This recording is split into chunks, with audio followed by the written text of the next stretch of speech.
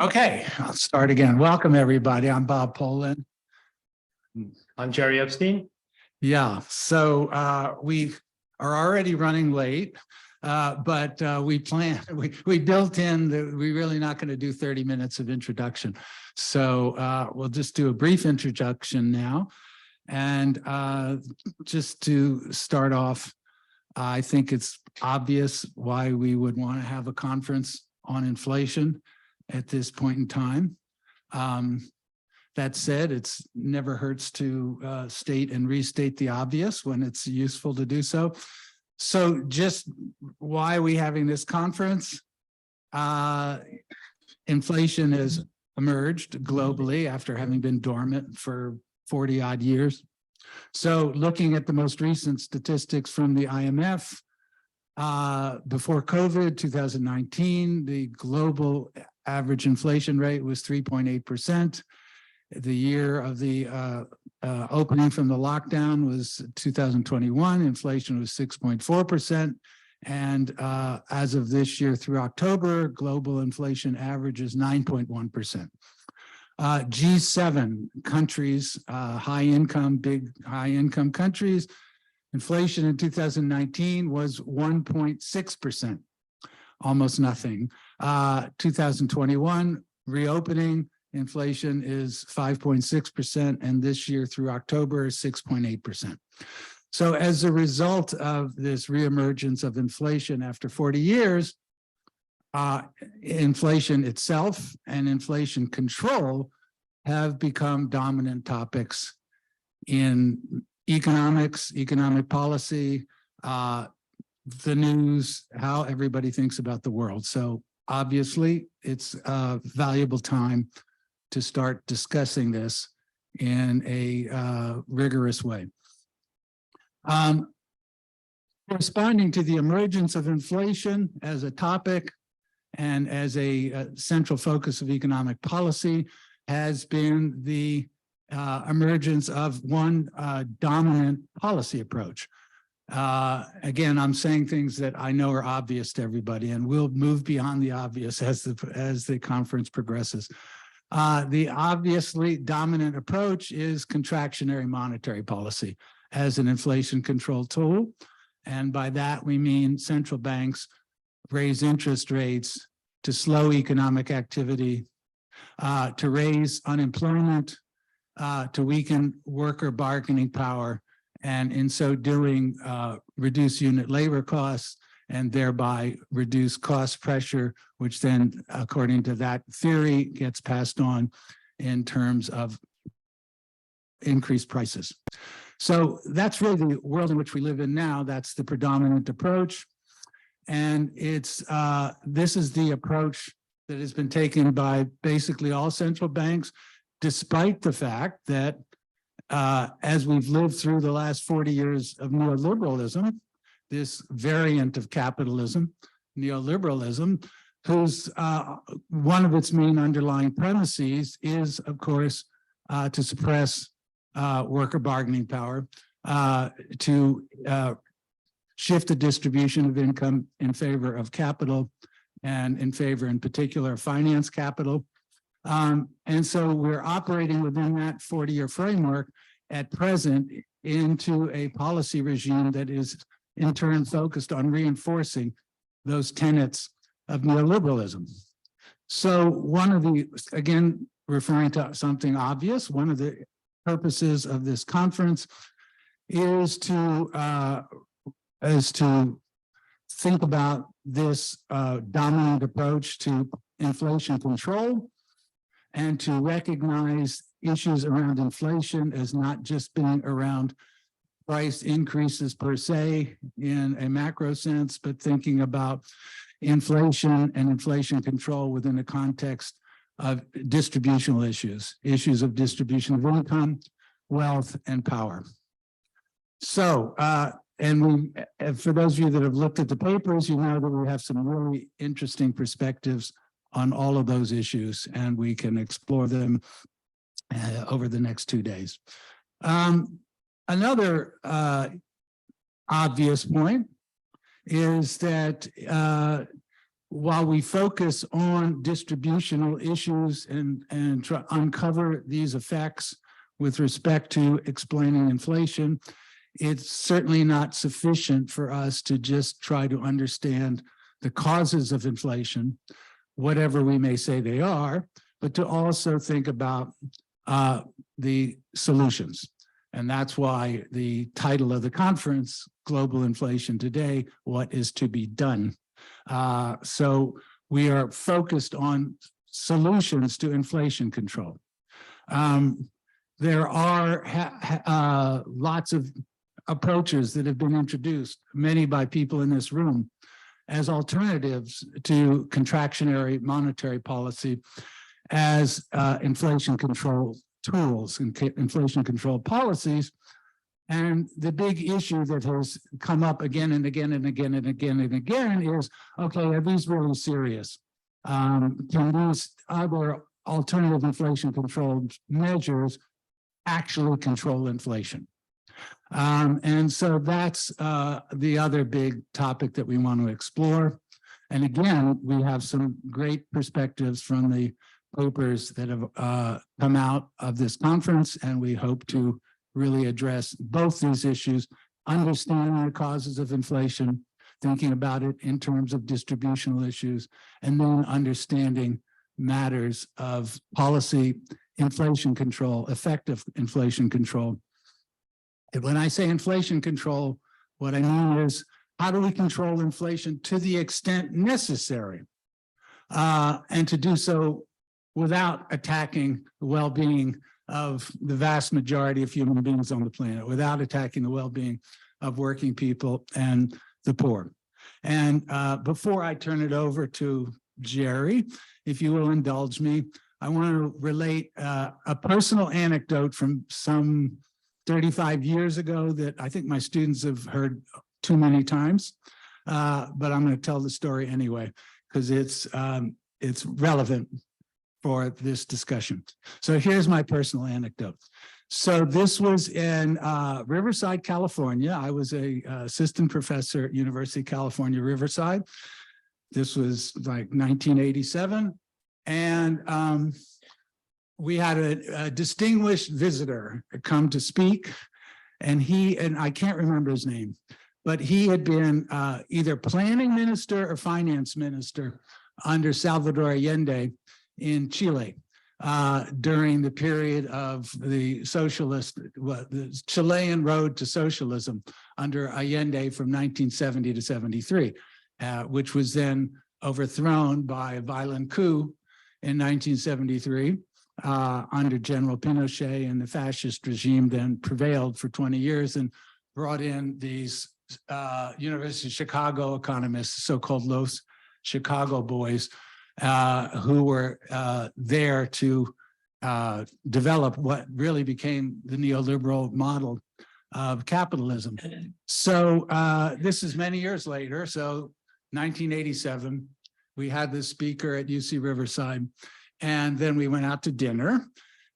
This is before COVID, so you actually went out to dinner, and it wasn't just online. And anyway, so I got to dinner with him, and he was somebody who himself had been captured by the junta, had been jailed and tortured, and was only freed through an international campaign. Anyway, so we're having dinner, and I said, you know, it's great to meet you, and I just feel so badly about what my country, the US, did to destroy your democratic socialist model. As we know, the CIA and Nixon administration, Kissinger, were adamant that they were intent on destroying the Chilean socialist government. And I said, I just feel ashamed about that, and I just wanted to say that to you. And we really screwed you over. And I used somewhat more salty language. But anyway, let's say I said, we really screwed you over, we, the US. And he said, yes, you did. He said, but we screwed ourselves too.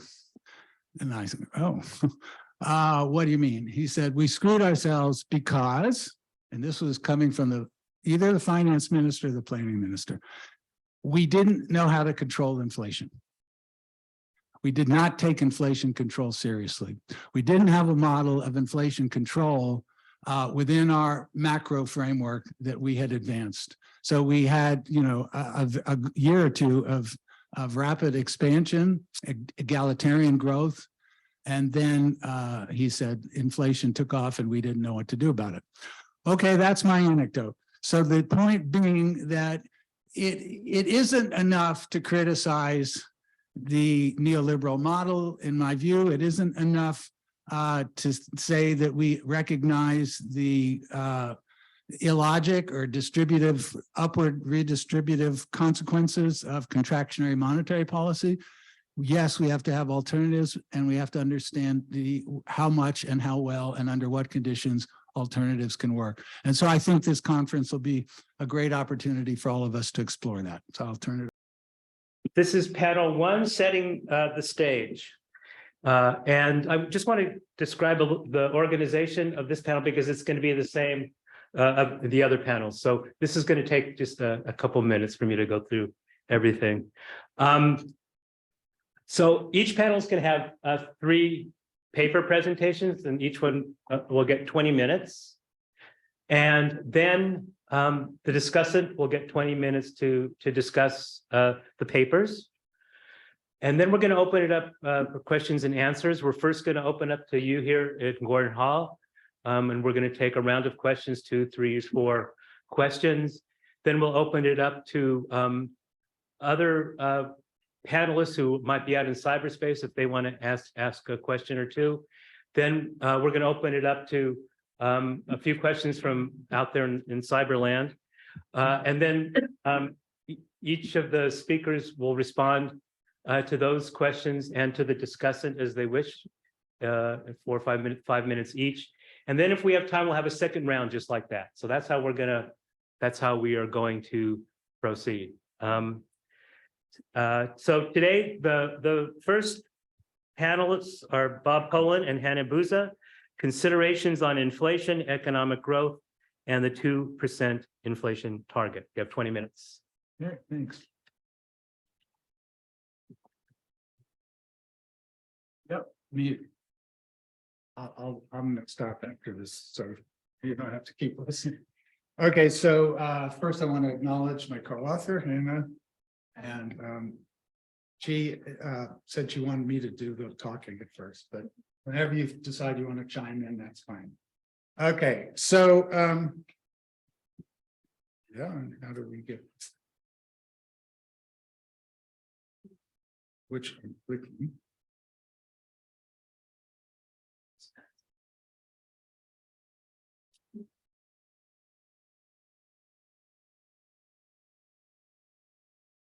Okay. All right. So the art paper is very, very simple.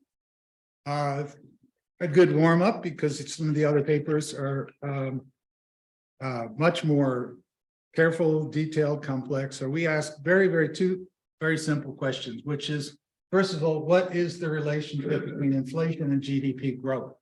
And just as a disclaimer, I'm not saying I think GDP growth is the best measure of economic well-being. It's not even a good measure of economic activity. I know that, so we don't have to debate it, but it's there. And I think for the purposes of this paper, it serves a useful function. So we can go on that. If people want to talk about GDP growth, degrowth, and so forth, we can do it at dinner tonight forever if you want.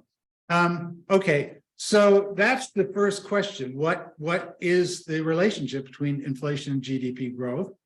And then secondly, how does any generalizations that we can extract on the relationship between inflation and GDP growth shed light on inflation control policy?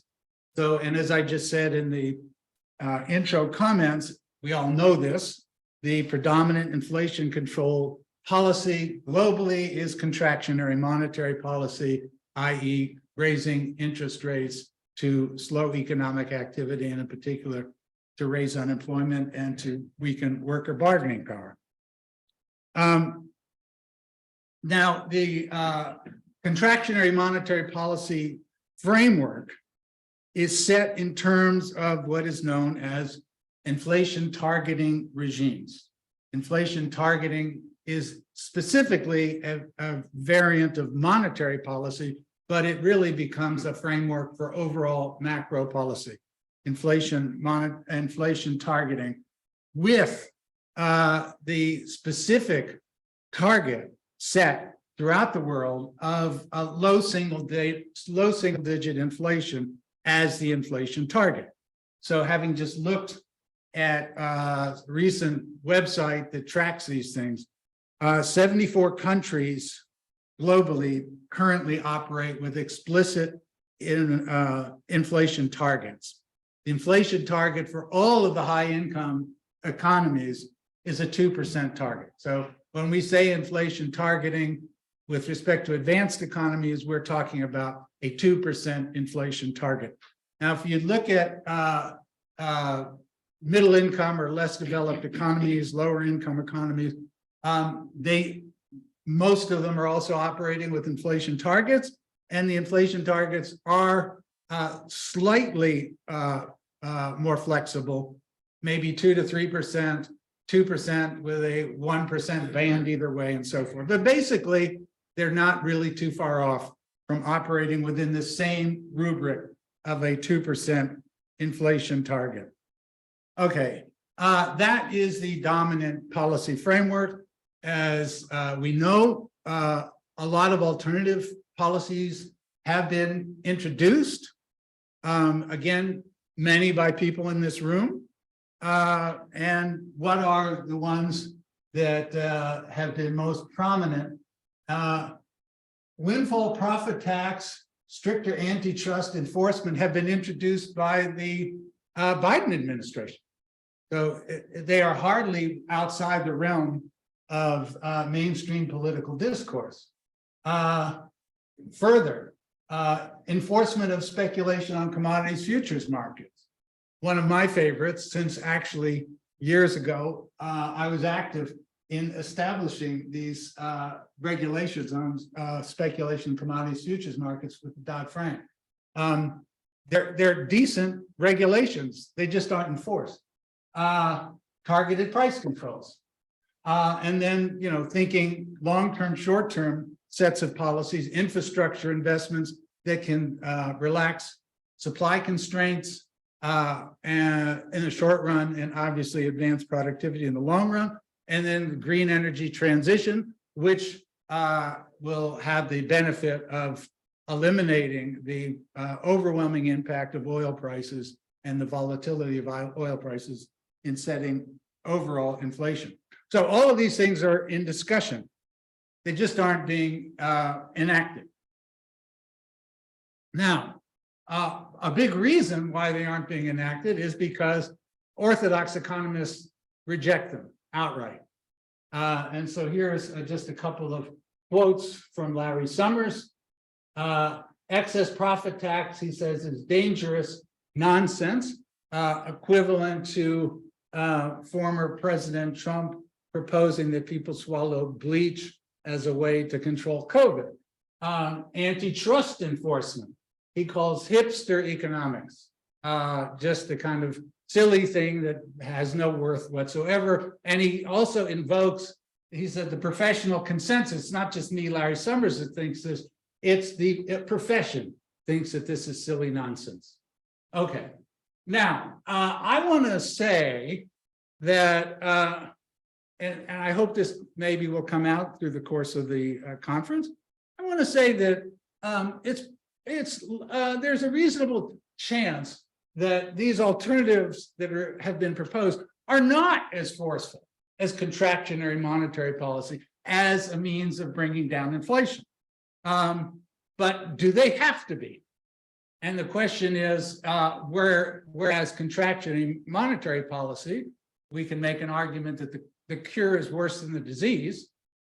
These alternatives don't have that deficit that basically the way through which we control inflation is to raise unemployment and weaken worker bargaining power. So that's kind of the framework. And to help us understand the framework, basically this is gives us an overview of the main thing we do in this paper. which is we just, as I said at the outset, we just track the relationship between inflation and GDP growth. And we do it in various ways, or I should say specifically, Hanae did it in various ways, many times over. But this gives us an overview of the relationship. This is a sample of 130 countries. It's all countries in the World Bank database that have populations over 4 million. We cut off our the observations at 40% or below inflation. So we aren't looking at hyperinflation situations. And this just shows us the relationship between inflation and economic growth. So here's the first range is less than 0%, then 0 to 2.5%. So this one is critical in that this is the one in which we're talking about the inflation target policy regime, 2% inflation rate. This is up to 2.5%. Anything above that is above the target regime. And you can see that basically our story is summarized right here. What you see is that economic growth is higher, and we're only talking about associations. I'm not introducing causality. We're just talking about associations. Overall, for this full sample for all the years, inflation, economic growth rises as we increase to 2.5 to 5% inflation. It rises again from 5 to 10% inflation. It dips somewhat, but if you look at the graph all the way to 20 to 30% inflation rates, you have higher economic growth rates than you do at 3.2%, at a 0 to 2.5% inflation band. That's the basic story. So if you want to go get coffee now or something, all the rest is just going to be detailed. Okay. Now, what has been the justification for the 2% inflation target? The justification, the 2% inflation target emerges in the mid-1990s throughout the world as a dominant macro framework. What was the justification? Well, it's hard to find one. Alan Greenspan just comments as follows. You can see the rate of inflation. What is an inflation target? It's the rate of inflation that is sufficiently low that households and businesses do not have to take into account in making everyday decisions. But what was the evidence in support of this as a particular inflation target? Well, there was none. Okay. As it happens, Michael Bruno and some of the work co-authored with William Easterly, Michael Bruno did a series of papers on this relationship between inflation and economic growth. One of them is actually called, Does Inflation Really Lower Growth? Now, Michael Bruno, when he was writing this, was the chief economist at the World Bank. Okay? And in his 1995 paper, Bruno says, for inflation rates below 20%, there is no obvious empirical evidence for significant long-run growth costs. Okay? And here's Bruno's main results. So basically, we just replicated, we took his style and we replicated what Bruno did. So this is inflation and per capita growth, 1960 to 92. I mean, his is slightly different than ours in that he does per capita growth. We just do GDP growth. He goes to much higher inflation rates, all the way up to 1,000%. We cut it off here at 40%. But you can see, based on his observation, that here's 0 to 5%, or the other thing is we decompose the 5% range to 2 subcategories. You can see that, okay, there's some slight decline. This is up to 5% in terms of growth relative to inflation.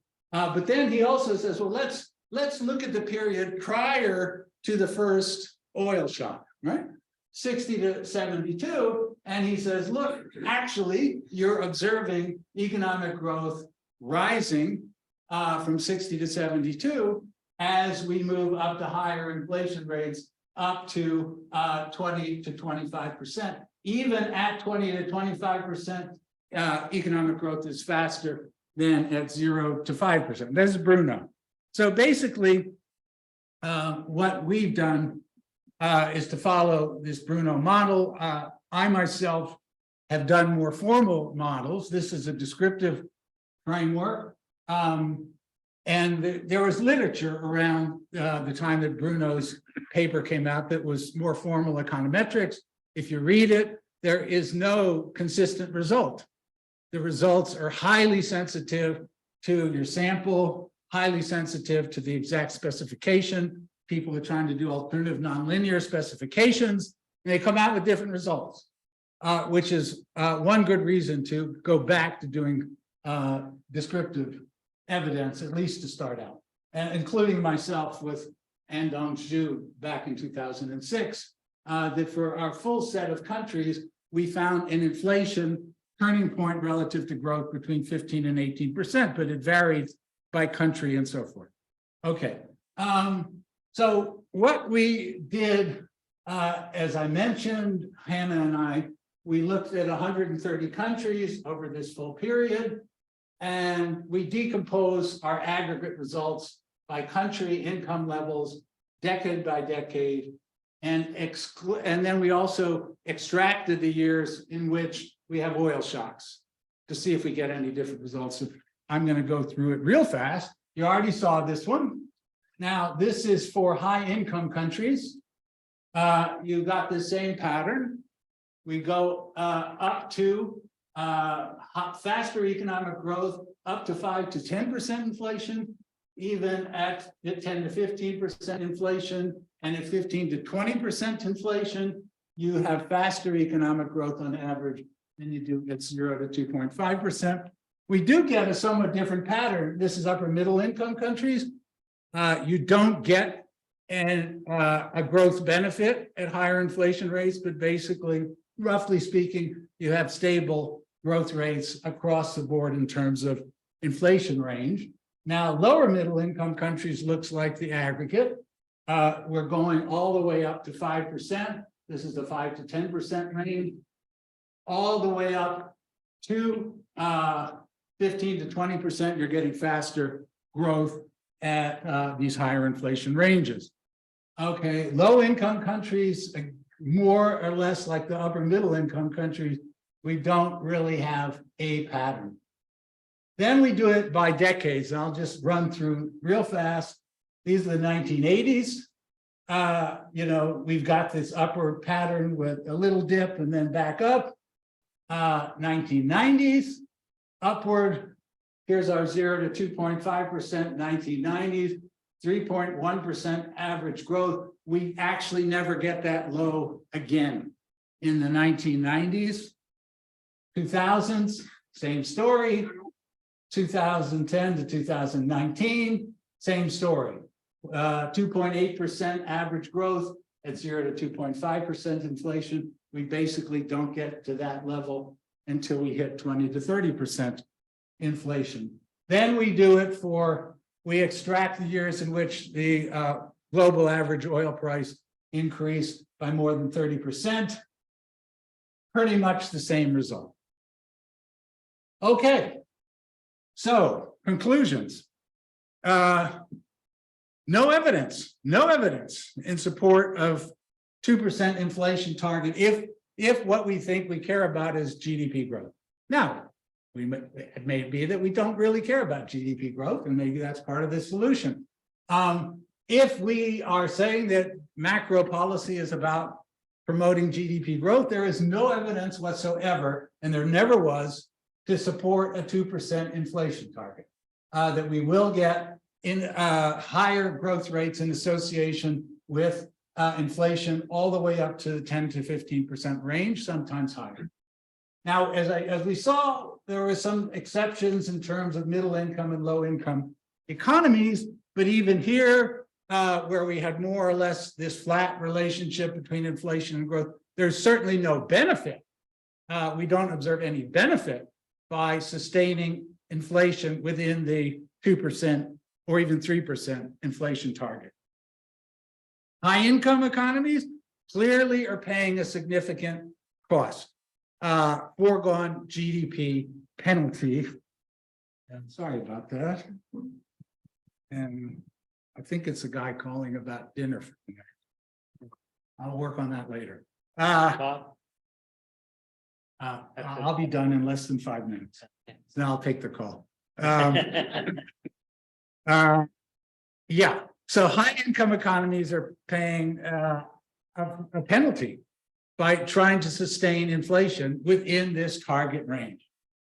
You know, when we finished the paper, you know, and polished and sent it off, which was only a few days ago, it just so happened that there was a piece in the Financial Times exactly the same time by Olivier Blanchard.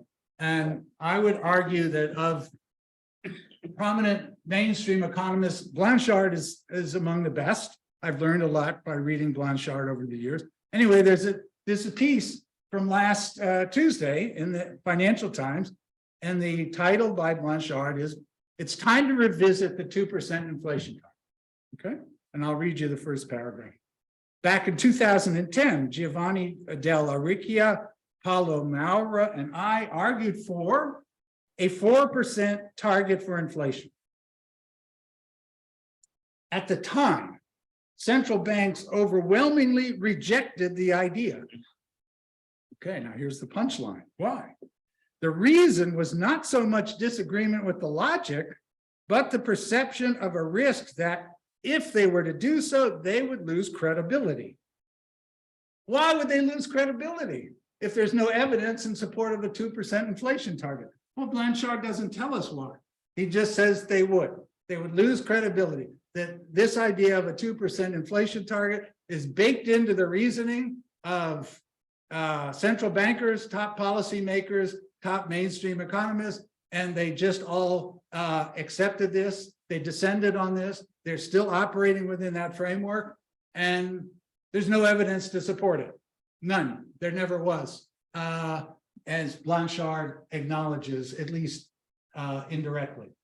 Now, the paper, our paper is, as I said, a very modest contribution. It does not really go into any alternative inflation control, alternative policies. But I think that we can at least establish on the basis of these results that there is no requirement. If we have to be serious about inflation control, absolutely. But there is no reason to think that being serious about inflation control means you have to hit a 2% inflation target. And so that if we think that alternative policy measures might not be as forceful as contractionary monetary policy, maybe they don't have to be. In fact, there's a lot of evidence that they don't have to be. And that, I think, helps to form a foundation for considering these alternative measures that have the overwhelming merit that they do not entail attacking workers' living standards in order to control inflation. Thank you. Thank you, Bob. Our next speaker is Josh Bivens from the Economic Policy Institute. Lessons from the inflation of 2021, 2020 something. Oh, sure. Thanks. Plan this.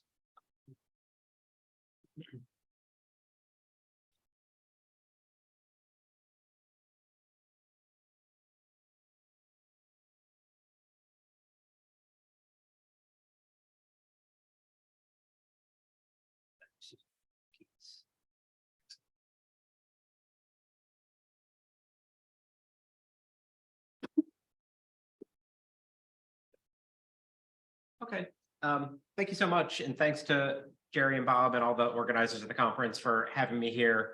It helped me, gave me an excuse to carve out time I tend to do policy stuff more than long form stuff. And this gave me the excuse and time to shove it all in a bigger place and hopefully try to give it some organization.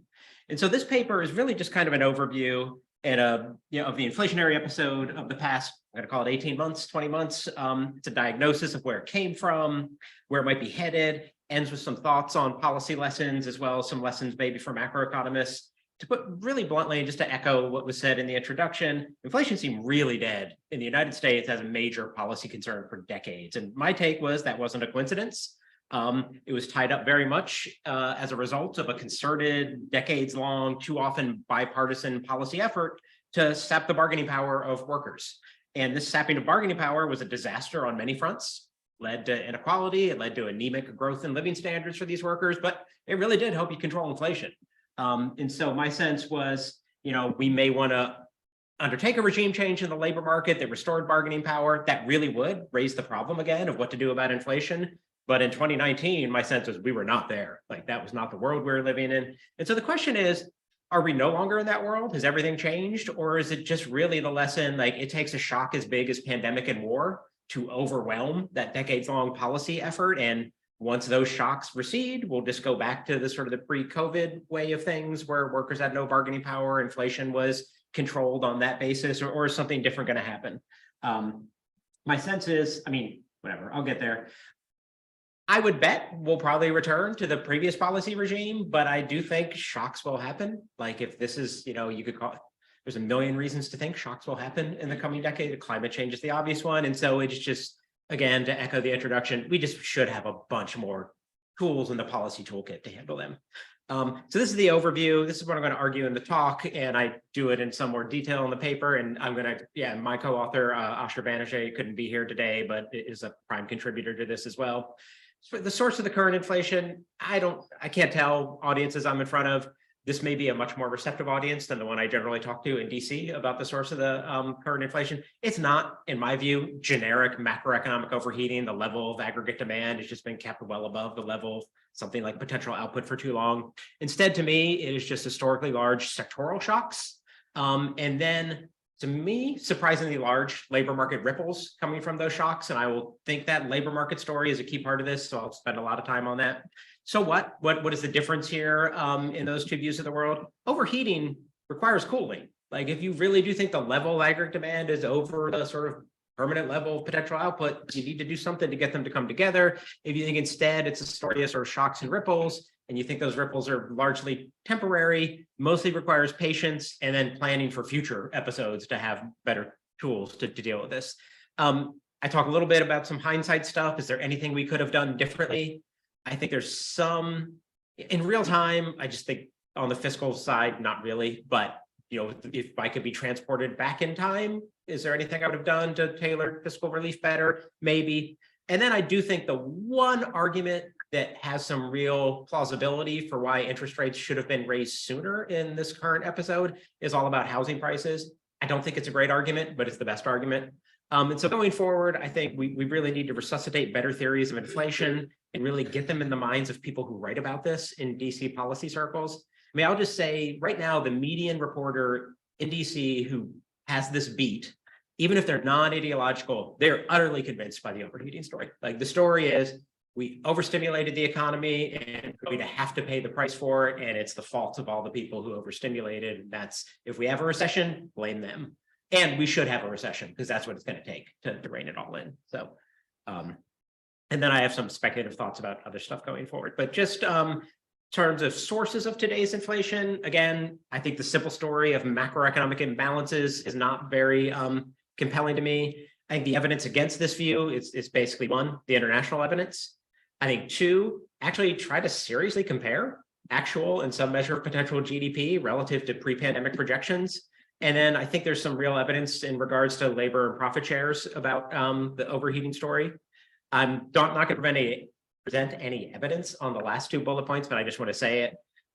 I think it has just become amazing how the very existence of inflation in many people's mind is evidence that we've overheated. Like it is ipso facto, you have inflation, then you have macro imbalance. I think that's obviously wrong and it should be rejected as evidence. And then also a similar thing people like to do is to just show a line of nominal spending and show that it really started trending upward really quickly in the past 2 years and go, oh, look at that, that's demand. That's not demand. That is the effect of inflation. That is the effect of price increases pushing nominal spending up. It is not a causal thing. And so that is not evidence of the macro view and people should stop doing that.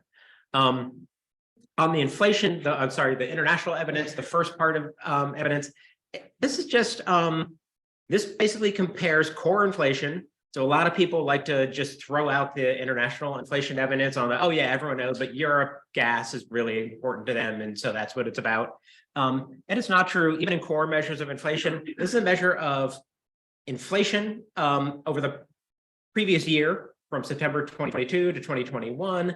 relative to the pre-pandemic normal. So it's the acceleration of inflation. One thing that's a little underappreciated, US had about 1% higher inflation rates going into the crisis. And so if you just compare levels, you don't get a sense of a sort of global push up. And you see here, the US, we're on the high side, but we're right around the non-US average. We're a bit above the median. And the more important thing is here, inflation is global. The core inflation is global. And so the idea that the US did something very specifically wrong seems not super persuasive looking at this. And then some people have said, okay, a little bit. Some people said, okay, that's fine, but everyone overheated. That policy mistake we're talking about was global. Everyone made it. And that's weird on one level because there was huge variability in the fiscal response to COVID, and somehow that huge variability led to everybody overshooting. That's weird. But then to look at it more directly on the horizontal axis, this is a little weird. This is the improvement in unemployment relative to pre-pandemic averages. So positive is good here. It's basically you look at the pre-pandemic unemployment rate, and then you minus off the current unemployment rate. And so a higher number is good. And then we have the acceleration of core inflation on the vertical axis. And if there's a simple overheating story here, you should see the improvement in unemployment associated with higher inflation. Those dots should line up and sort of have a positive line. You don't see the line's negative. I don't really believe that. I think you just have a cloud. I just think you have no story at all here for one way or the other about sort of the state of macroeconomic slack and the acceleration of core inflation. So turning to the domestic evidence, his name has already been invoked. The most prominent, loudest talk on this issue is Larry Summers. And in the paper, I really try to show he's made some very, very explicit data claims that can be tested. And one of them in real time was the American Rescue Plan was going to push actual GDP far above potential GDP. He just talked about it all in terms of the CBO, says the output gap is this. The ARP fills in this. That's going to lead to a huge divergence between the two. And so what I have here is the blue line is the CBO estimate of potential output in January 2021. And then we have their projection of actual GDP starting from the end of 2020 going forward. So that's about when the ARP came in. Sorry, that's the orange line. And then you have the gray line, which is basically, let's say the American Rescue Plan really did just 1-for-1, multiplier of 1, push up actual GDP in the way that Larry Summers was arguing it was going to do and lead to a huge output gap. And you'd see, if that had happened by the end of 2022, we'd have a very substantial output gap because of this, a positive output gap. We'd be running about 10% above potential.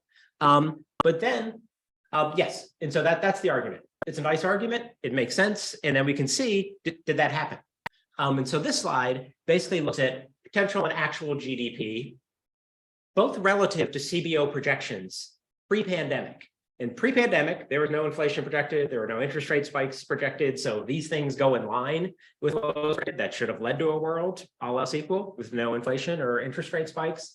And I actually try to adjust the potential GDP for some of the actual scars that might have happened from the pandemic. Because the Larry Summers view on this would be, or the argument would be, okay, maybe actual GDP didn't rise that fast, but potential was so damaged that you have to take that into account. The potential damage is for some reason permanent. And so we actually have to adjust demand downward. And so I actually try to adjust potential GDP for some of the pandemic effects. I do this in some detail in the paper, but basically the big ones are labor force participation is down relative to before the pandemic. We've done a little bit less investment than the CBO is projecting. So capital services input into potential GDP is going to be down. And then total factor productivity is actually not down, but whatever, I can look at what really happened relative to what the CBO projected. And you can see potential GDP, instead of rising steadily over that time, it actually does fall for a while and it starts to recover. But you don't see a 10% positive output gap here, the difference between these two lines, actual GDP and my estimate of potential. You do see in late 2021 and early 2022, you see actual go above potential for a little while. So there is some heat in the economy by these measures. Can you compare that and say, yeah, that amount of overshooting should have led to an inflation acceleration? It's not even close. I mean, it's basically an output gap of 1.2% sustained for a year. Apply the estimates in the literature to that. You should have an acceleration of inflation of about half a point. And one way, the easiest way, I could show you regression coefficients, but this is the easier way to show it. This is just a measure of output gaps over time, including positive output gaps.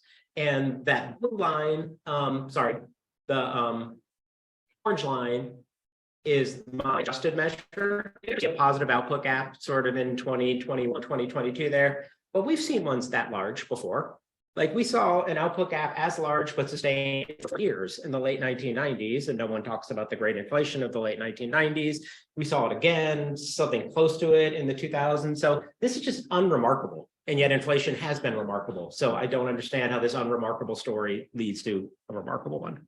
And then finally, I talk a lot in the paper about the evidence on labor and profit shares, and there's been this, couple things we know. We know profit margins have gotten incredibly fat throughout the pandemic. We know they can explain arithmetically a big part of the price increases we've seen where we can measure such things. But then you have a lot of economic commentators who just go, no, that's just what happens when economies are too hot. Prices and profits rise. Like that exact quote comes up again and again. Prices and profits rise when the economy is hot. And so I try to do a little more formally in the paper, but for here, in the 1960s are the one time when people really say, the economy really probably did overheat in some way to put upward pressure on wages and prices. Like it was a 10-year long recovery. Unemployment was below 4% for like the last 4 or 5 years of it. And so I've got here the unemployment rate and the labor share over the 1960s recovery. You basically see in the orange line in the unemployment rate as it starts to fall below its previous low point, you start to see like start to rise. When it kind of heats up, you actually see the labor share rise, not the profit share rise. And it turns out systematically, if you look at the evidence across all business cycles, which I do in the paper, that is very much the case. So this is what an overheating economy looks like in terms of distributional shares. The figure on the right is what has happened recently. And here you see unemployment has about reached where it was pre-pandemic, and you have not seen the labor share go well above its previous. It's never reached it, started to rise a bit, it drops back down, but this does not look like overheating on this measure to me. And so I think the distributional evidence is really important here. So if not overheating, what people have talked about it, so I don't know if I go too much into it. Sectoral shocks and labor market ripples. I think the labor market ripples are a little less appreciated about how, to my mind, unexpectedly strong they were, but I think because of temporary reasons. So let me get right into that. What are the shocks? I think we all know this. The pandemic led to just huge reallocation of demand. This is the share of GDP accounted for by durable goods and residential investment. And you see it just shoot through the roof in the COVID period in a way it never had before. So very strong change in the allocation of demand. This is the same thing, but essentially for housing. I'm going to go pretty quickly over this if people want to linger on it, but basically, this is a measure of how much the growth in remote work correlated with house price growth in 2 periods. Before the pandemic, if you looked at a city and you said what share worked remotely and does that relate at all to housing price growth, this is not a question at all. After the pandemic, was the remote work share correlated at all with home price growth? Incredibly. And so this was a very large positive shock to housing demand, which makes a lot of sense. I think we all know someone who, when they started working from home, realized maybe I need a different home. And when the college kids came home and stayed with their parents for a year or two, because what's the fun of living by yourself when the world, and then really wanted to form their own household as quickly as they could. So I think this is real. This is a huge shock that has been underappreciated.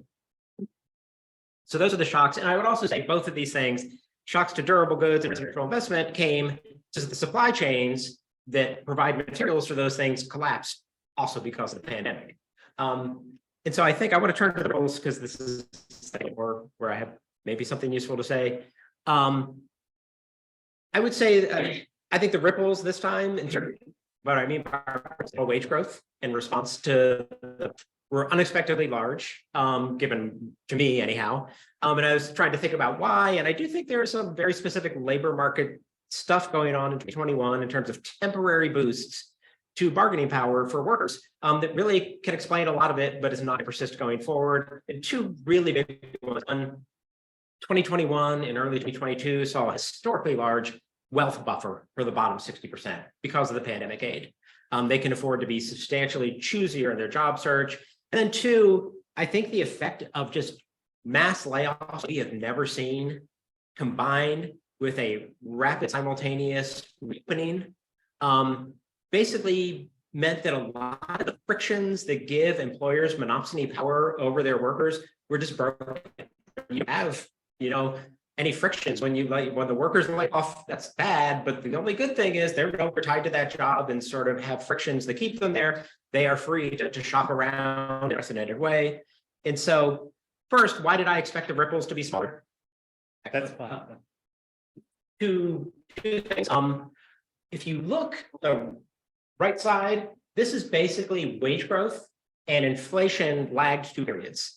And this is the period from 1989 to 2019. And so basically, there's no real response of nominal wages to a price shock for the 30 years before COVID. If you look at the years between 1954 and 1988, you actually do see some relationship there. And so this to me is sort of evidence of that story I told about how we tried to sap workers' bargaining power. And we tried to do inflation control through that. When inflation happens, workers mostly had to eat it and not have nominal wage growth rise in response. That was not always the case. And so this is going in why I may have expected ripples to be smaller, but then we gave workers 2 big buttresses to their bargaining power in 2021. This is just pandemic relief and the net worth of the bottom 50%. The orange line is pandemic transfers that ended up in the bottom 50%. The blue line is net worth. Basically a wealth buffer that has just never been seen before. And the work of Raj Chetty on unemployment insurance maps onto this really well in the sense of how much a little bit of wealth improves workers' bargaining power enormously. Like you start to see effects at about $2,000 in the bank account of workers being able to be much more choosy in the jobs they take. And we gave a lot more than $2,000 for many, many families over this time. And two, the other big thing, that the breaking of employer monopsony power. This is just a matter. A lot of people pointed to vacancies rising as a indicator of a very tight labor market. It's a very good paper from, I want to say Fed, I just blanked on it, but I think it's St. Louis Fed. And you can see total vacancies is the yellow line. The orange line is the vacancies that are for replacing workers who leave, not for adding positions. And so basically, you just see this rise in employer-to-employer transitions over the past 2 years at a historically high level, that taken as a measure of sort of monopsony power in the labor, or a depressed level that is evidence of monopsony power. You've seen it temporarily really go through the roof. It started down. And so I think as workers reestablish more durable employment relationships, like give them the better ability to form unions to break power. We haven't done anything permanent, we haven't raised the minimum wage. We just had this in the labor market that actually had this effect for a while. We're also not doing pandemic aid again. I think the ripples were large, but I think they're going to subsist pretty quickly. Just very quick things about why I'm generally kind of sort of an optimist going forward in this very narrow inflationary episode over the past year. One, this is just really appreciated. Fiscal policy has swung historically contractionary in the past year. Basically, this is the change in net lending by the federal government as a share of GDP. That is almost 10% for 2022. Just to give a sense of the size of a shock that big. The private sector deleveraging, so change in net borrowing that caused the Great Recession was less than this and spread over 3 years. Huge shock.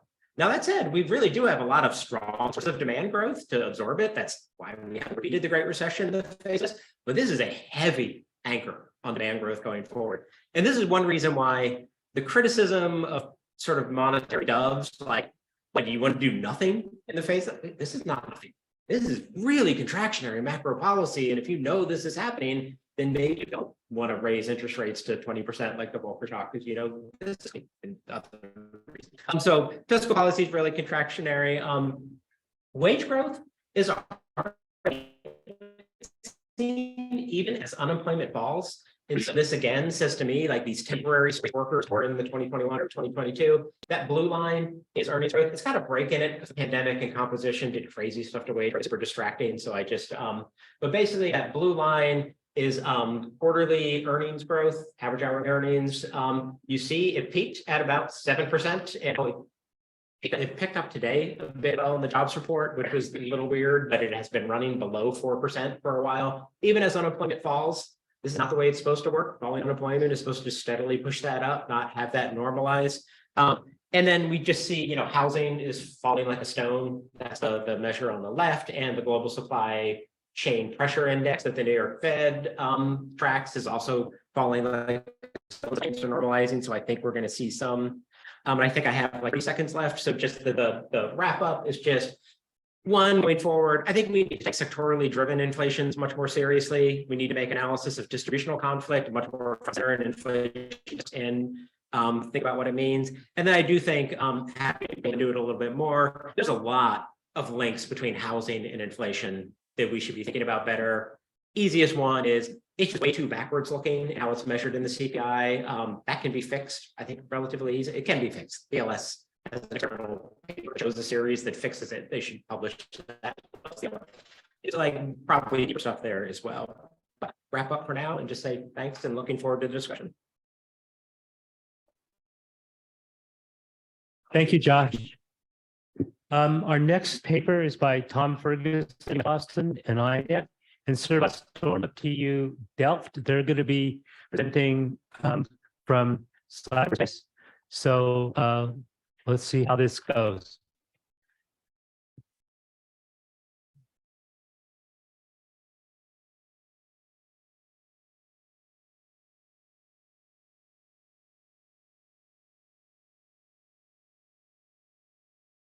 So Tom and Servaas, you have 20 minutes.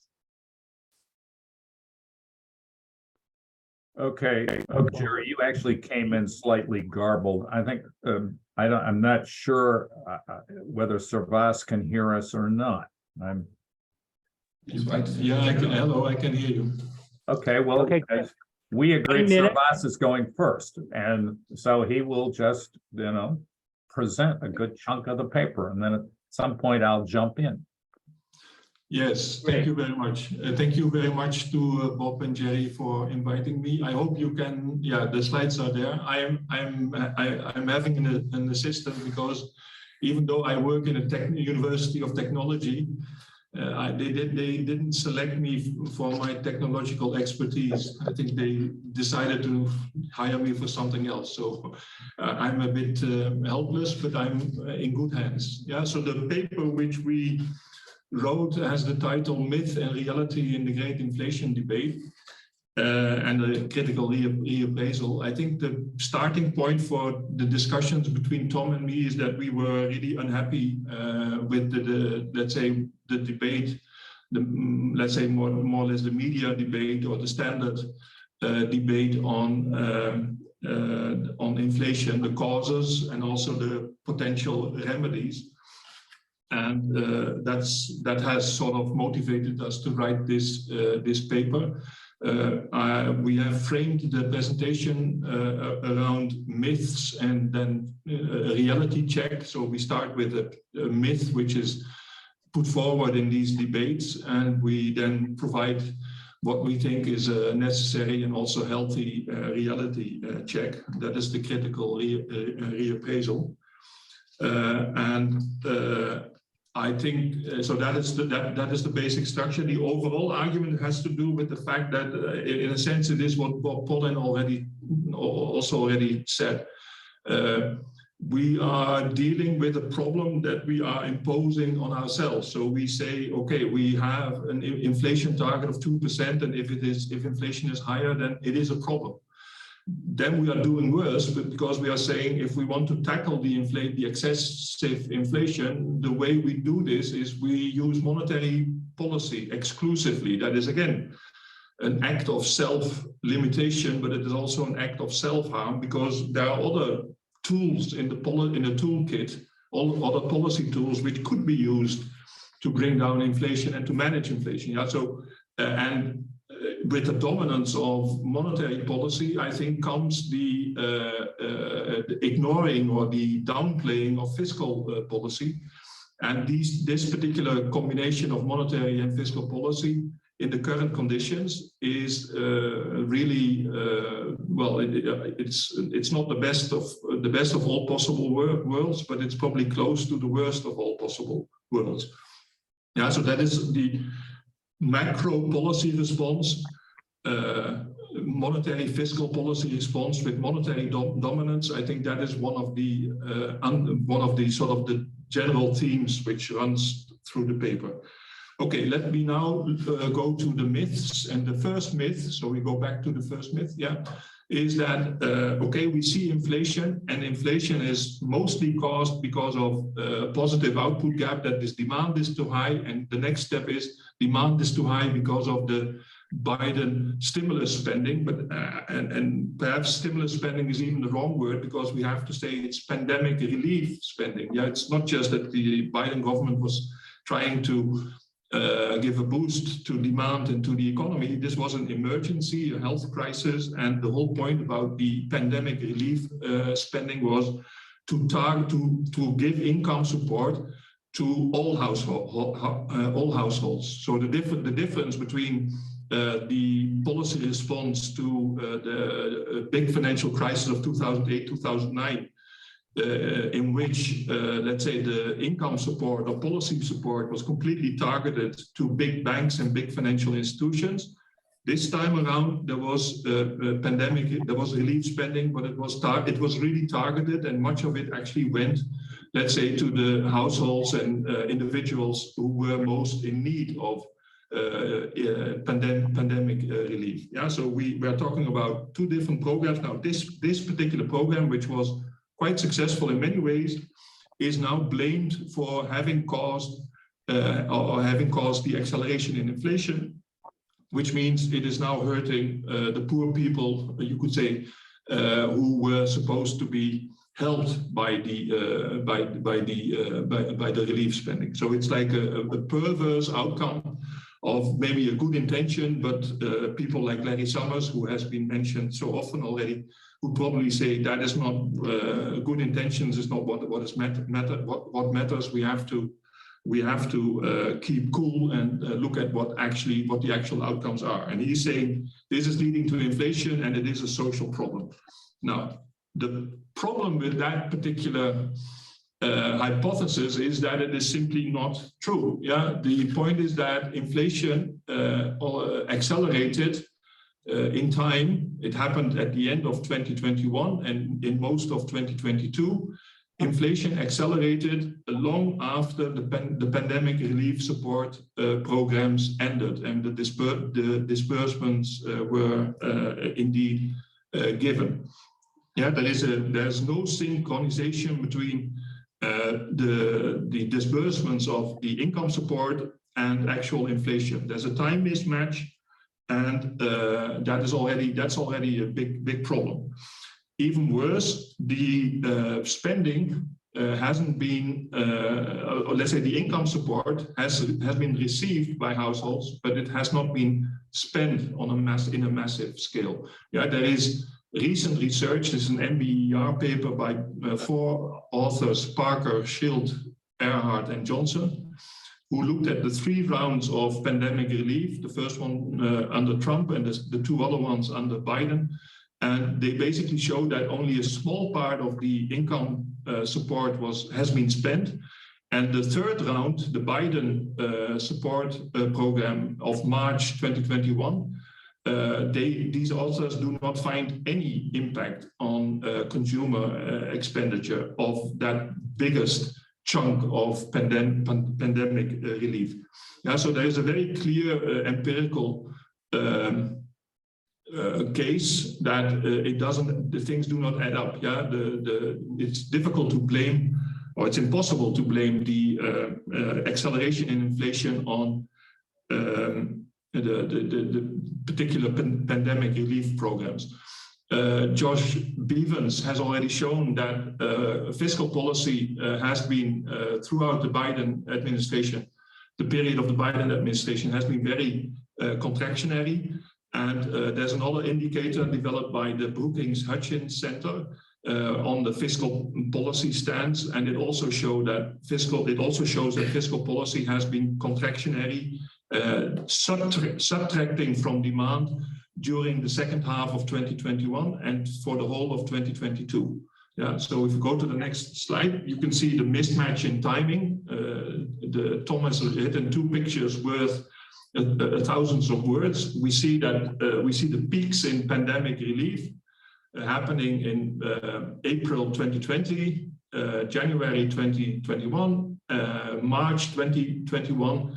After that, income relief, the pandemic support has been very, very low. And if we look at the acceleration, the increase in the rate of PCE inflation, you can see that inflation began to accelerate late in 2021 and again in the spring 2022, which obviously is related to the increase in gas prices, oil prices, and commodity prices following the invasion by Russia of the Ukraine. Yeah, so this is some sort of a visual illustration of the total mismatch in terms of timing of the two events. Yeah, that's the first myth. The second myth is also a proposition that is being put forward and with enormous power by commentators like Martin Wolf and in the Financial Times, and there are many more. And obviously the same Larry Summers is also pushing this argument. That is, inflation is looking quite similar to what happened in the 1970s. What we are now, it started with shortages, supply bottlenecks, oil and energy price increases, but all these price increases are now morphing into higher wage claims, especially because the US economy is, according to the standard data, very close to full employment with a very low unemployment rate. So what we get is a wage price spiral. Nominal wages are rising, and the rising nominal wages are contributing to higher prices and inflation. Yeah, there is also a paper, I think, by one of the other participants in this conference, the two economists, Ratner and Singh, who work at the Federal Reserve, who look at the inflation from a Phillips curve perspective and sort of twist and tweak the Phillips curve into a more Kaleckian Phillips curve. And their argument is a little bit like, yes, we see both, let's say, a move, low unemployment, higher cost of living leading to higher nominal wage claims. There's an increase in protest, worker strikes, especially in 2021, I think, or 2020 and 2021. And so what we are approaching is a Kaleckian moment in which there is a real shift in worker bargaining power. Yeah, so we have wage price inflation, and maybe we get some sort of structural change in the economy towards a sort of rebalancing back towards stronger unions and more, structurally a system that is more geared in a structural sense towards a wage price spiral.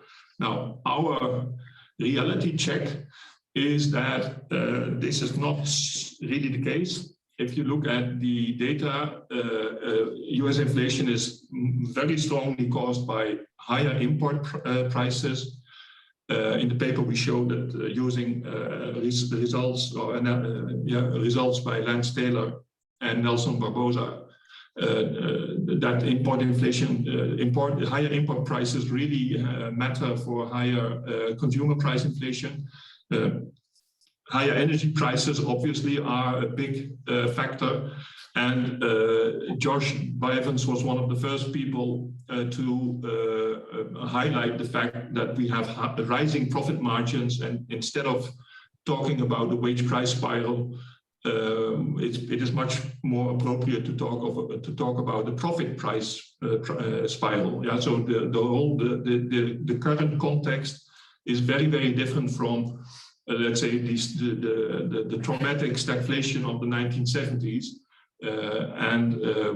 in many ways we are nowhere near. Yeah, there was a rise in strike activities. But I think we have to remember that all of this happened in a time of a very serious public health emergency. and workers were striking for higher wages, but also better protection. Most of these workers were frontline workers, and in these crisis conditions, in which workers were facing a real health threat. I mean, it's in many cases these were matters of life and death. Workers were striking for basic rights. I think it is a bit overdone to think of this as the return of worker bargaining power of unions. I think the data also show that in the recent, let's say, period, half a year, 8 months, the worker strike activity has come down again. Yeah, it's very clear that real wages, nominal wages are rising, but real wages are falling. That means nominal wages are not keeping up with inflation at all. And to the extent that is also shown in the next slide. The next slide is showing the median real wage growth per wage quartile.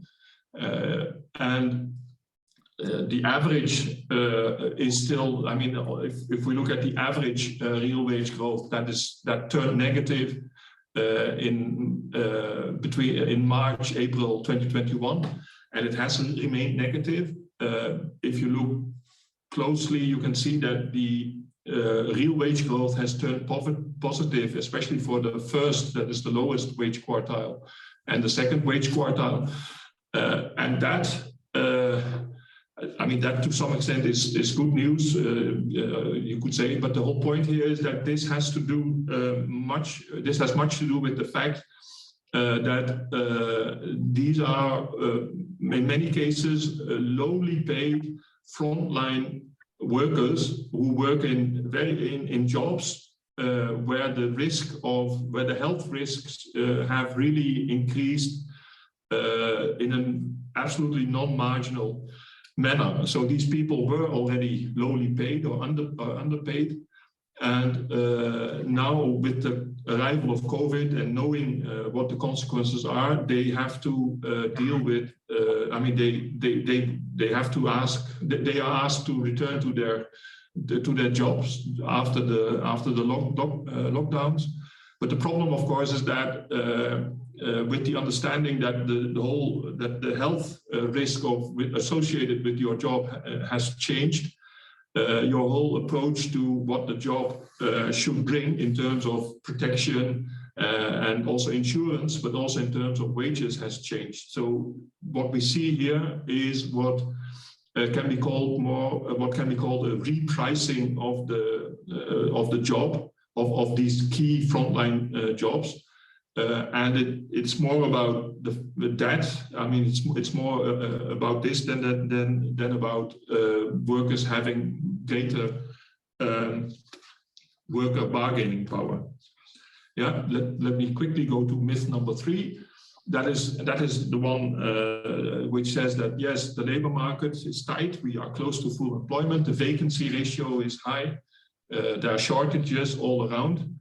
And that is an indication of excessive demand, that is, the economy is overheating. If we go to the next slide, and then I will say a few things about this, and then I will pass on. I will give it to Tom to continue the discussion. But I think the problem is that there is still enormous slack in terms of employment in the US economy, because the vacancy ratio is defined using a very narrow, the U3 unemployment definition, which is a narrow definition of unemployment. What is also not included or not counted enough is the fact that the labor force itself has declined. Labor force participation is still down. That was also already shown in the previous presentation. I think that decline in the labor force and in labor force participation is not just because workers are now in a better position in terms of wealth, and they can be more choosy, or what that may play a role. But I think what is even more important in quantitative terms is that many people were hit and have been hit by the corona pandemic. So there is a large now growing literature on the extent of what is called long COVID. The estimates indicate that in the US, more than 16 million people are affected by this.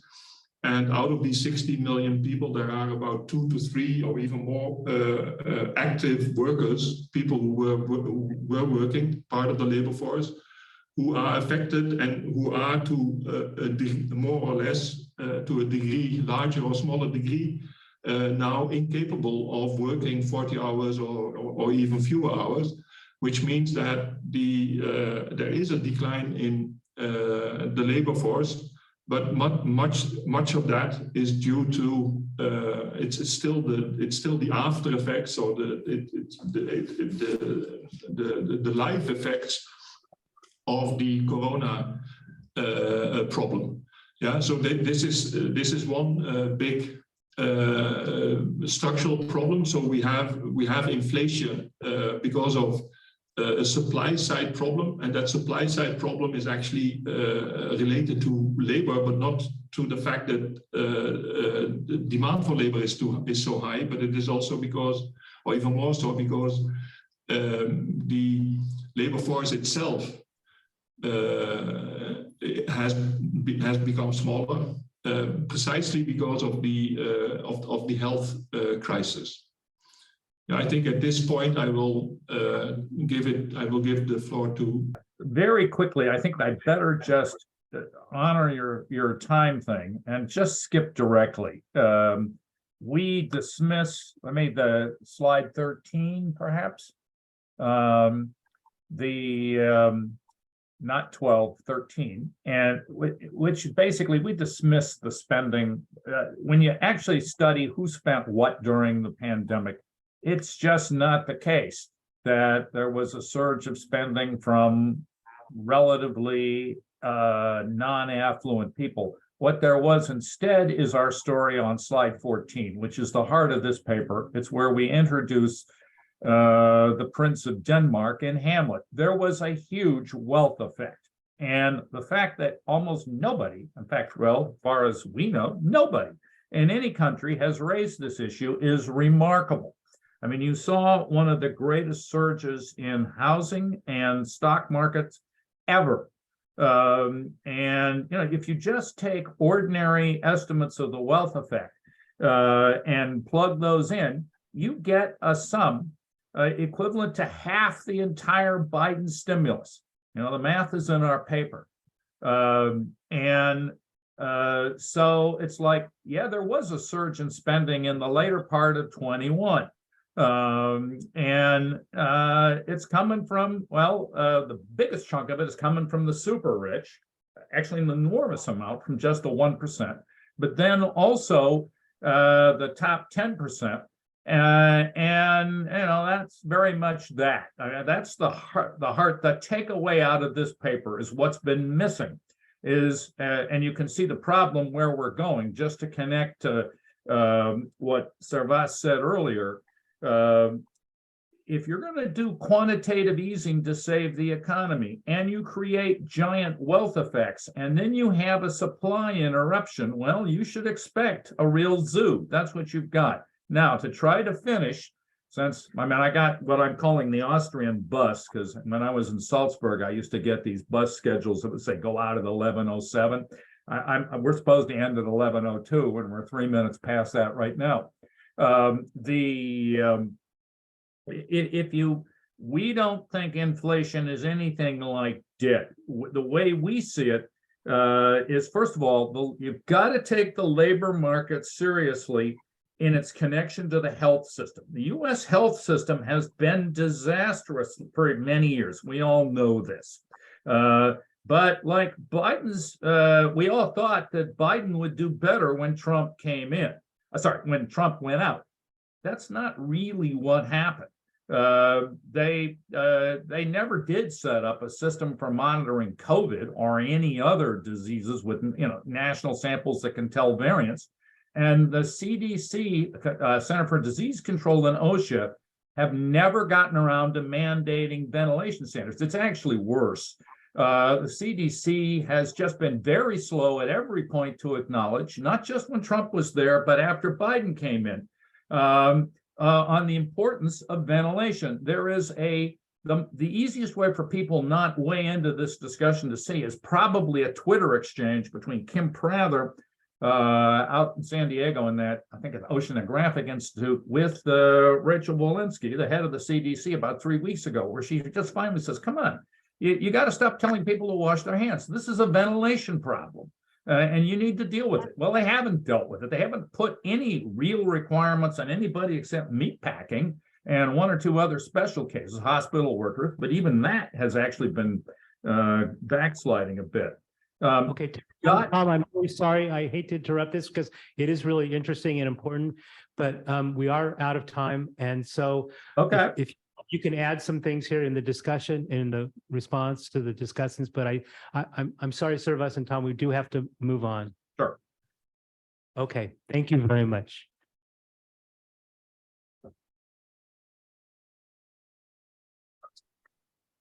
Okay, so Bob Kuttner is next. He's going to be a discussant for all three papers. He's from the American Prospect, and he has 20 minutes.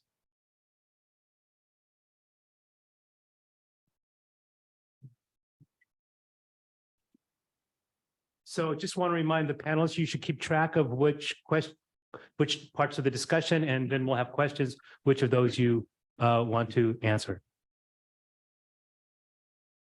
Hi, I don't have slides. Can I speak from here?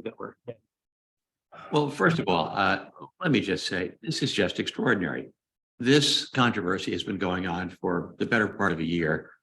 And this is the first time the critics, the best of the critics, have been drawn together at a conference, and not just a conference to, blow smoke, but a highly virtuoso research conference, the quality of which is better, significantly better than the stuff that the Fed puts out, and certainly better than the stuff that Larry Summers puts out. So this is really an epic event, and I'm really honored to be part of it. And I thank my dear friends for convening this.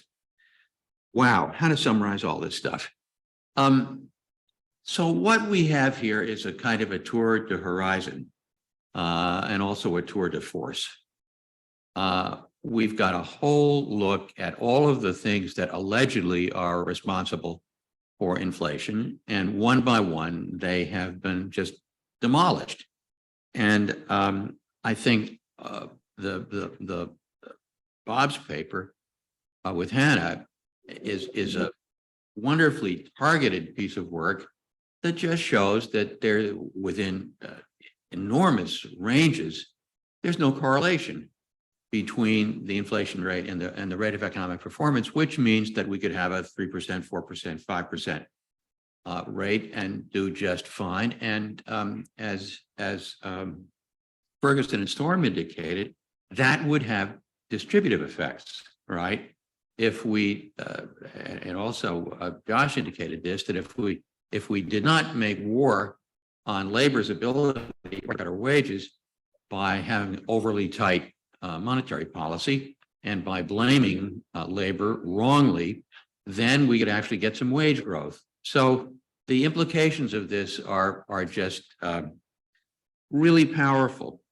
And I think if Bob's paper went deep, Josh's paper went wide, and we got a look at every single aspect of the economy that is supposedly responsible for inflation.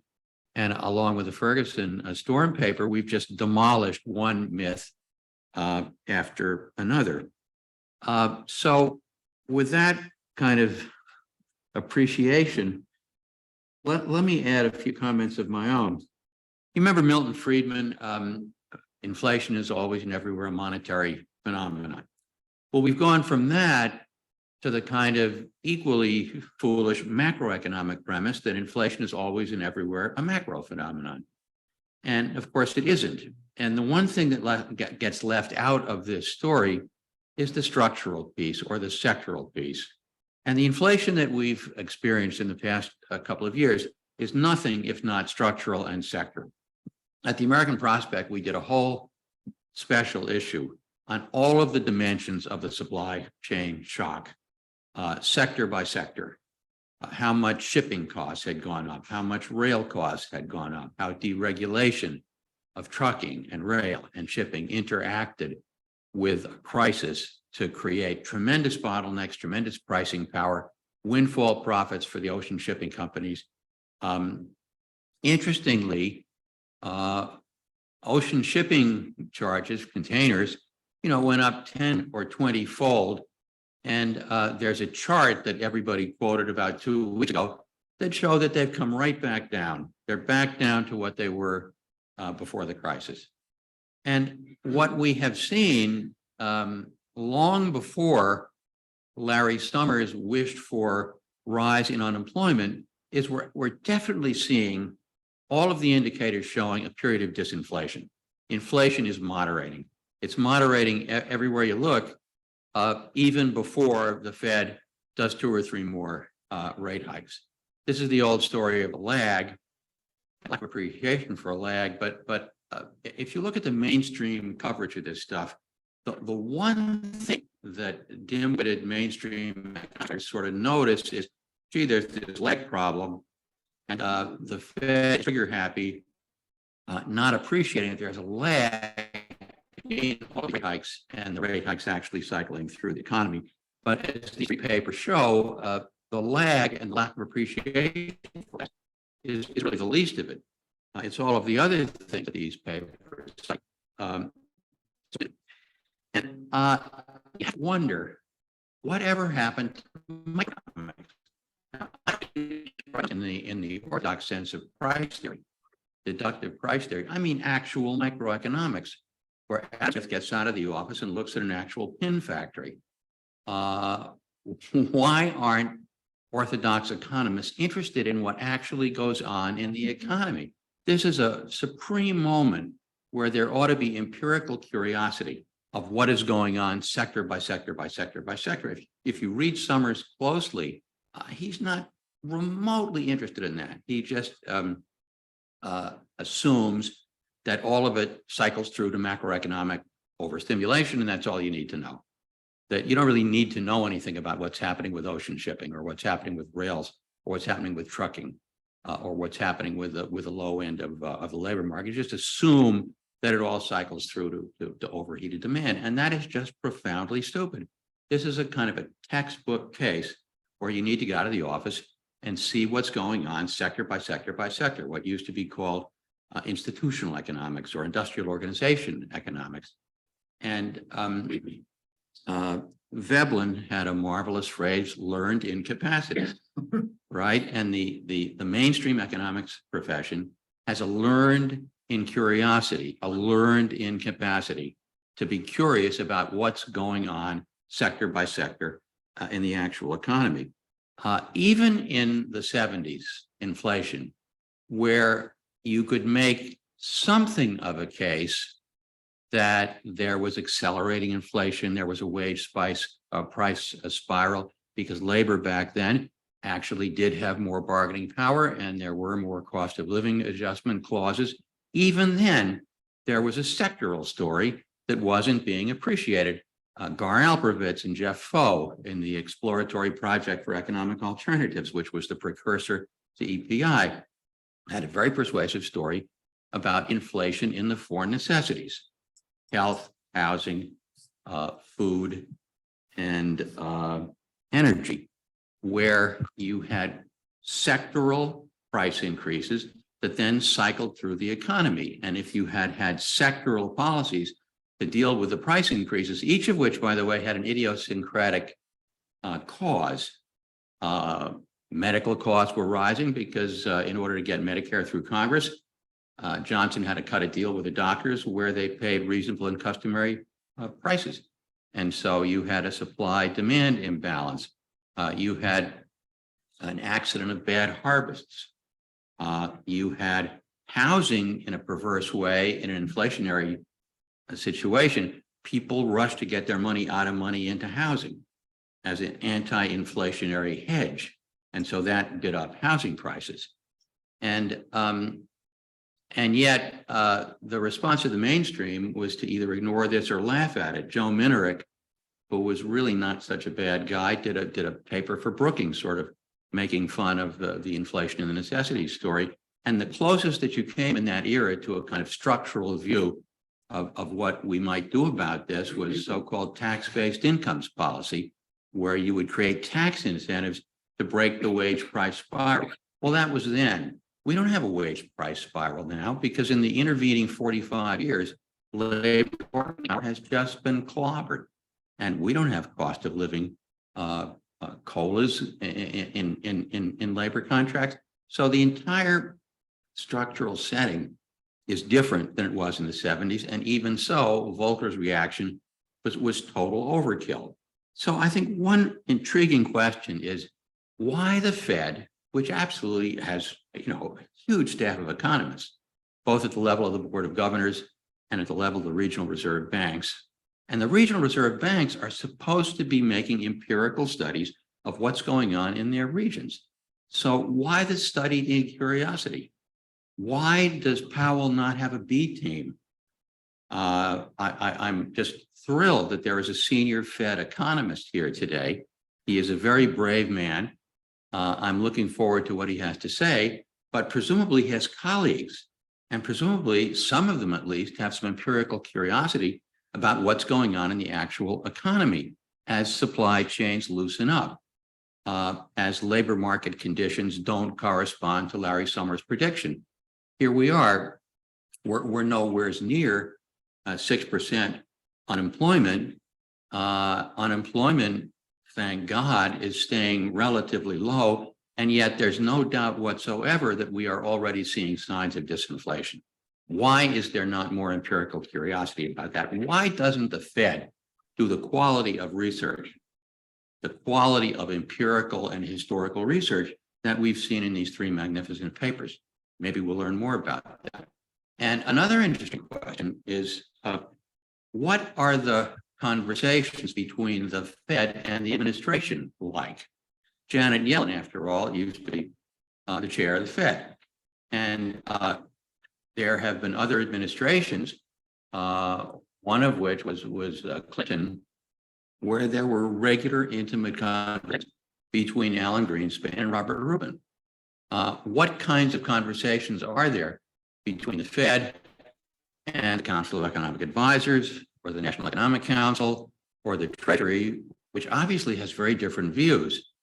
I mean, if Jared Bernstein were here today, he would be agreeing with us, not with Powell. And what is the matter with people? Are these people just impervious to evidence, so locked into their view that by definition, it's an aggregate macroeconomic phenomenon that we're just not empirically curious about what's actually going on in the economy? So that's, as Paul was saying before we started, that's an indictment of the economics profession. It's also an indictment of the Fed. It's also an indictment of my colleagues who cover economics as journalists, whose curiosity goes about that deep. And I hope that the quality of this work and the message of this work permeates who cover economics, who cover macroeconomics, who cover inflation, and they start paying attention to this. Because if you believe that inflation is always and everywhere a macroeconomic phenomenon by definition, and you take trouble to look at what is actually going on in the economy, your premise. So as a journalist, as an economist, as somebody who works for the Fed, you at least have an obligation to look at the data, to look at the evidence, I assume.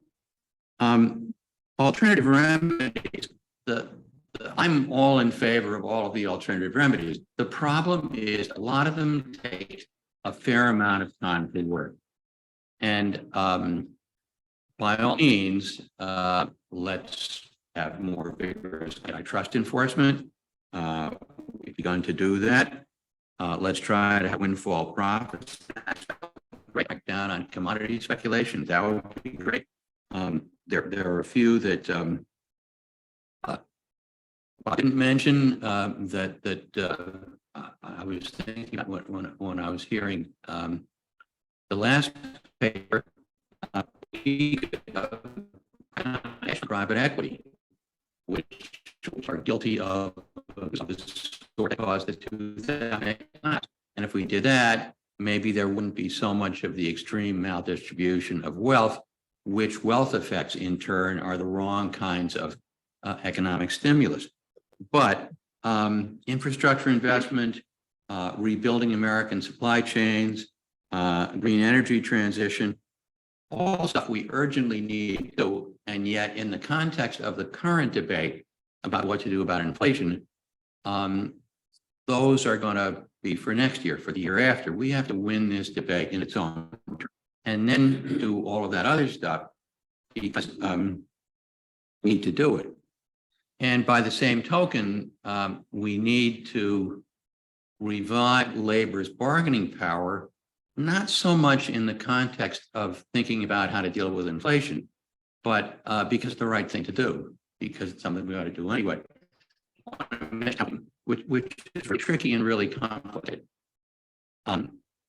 So, number one, we have a long-term increase in the real price of rental housing and owner-occupied housing that was exacerbated by the kind of dynamics that Josh was talking about, namely people deciding that if I'm going to work at home, I might want a house with another room, and of course takes up the price. But you also have affordable rental housing and a perverse system of subsidizing rental housing, vouchers, and all of that is to bid up the price of rental housing. So long before 2019, we get chronic inflation in the sector because of the absence of needed policies. And then along comes the COVID shock, and that exacerbates it. What's interesting is that in the past several months, even before these rate increases kick in, we have begun to have a disinflation there too, because people reach the limit of what they could pay. And you've all seen these stories about how in most cities, people could not afford to buy the house, and the median rent is many multiples of the median income, what the median income can supposedly pay. And Krugman the other week had an interesting comment, of all people, Summer's sidekick, pointing out that the disinflation in rental increases had begun before the Fed's rate hikes did. And Furman points to an anomaly in the statistics whereby a lot of the increase in the supposed cost of housing is the imputed rental value of an owner-occupied house, which is mostly garbage data, because that doesn't change from year to year. And for that matter, if rents are going up, that doesn't change from year to year for most people, because most people are on leases that are not short-term. So it's only the marginal increase in rentals that really ought to be part of that statistical series. So any serious research, and we have heard a sample of the absolute best this morning, demolishes the conventional story. And I think now our task is to get more people to appreciate the power of this research and the sheer stupidity of the conventional wisdom. So I will stop there because I know everybody has things to say. Thank you all. Thank you very much, Bob. So now we're going to take questions from the audience. Is somebody going around with a microphone?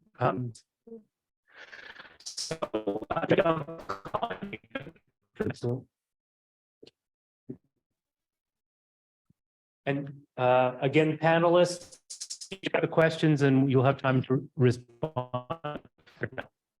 Well, thank you. First of all, and this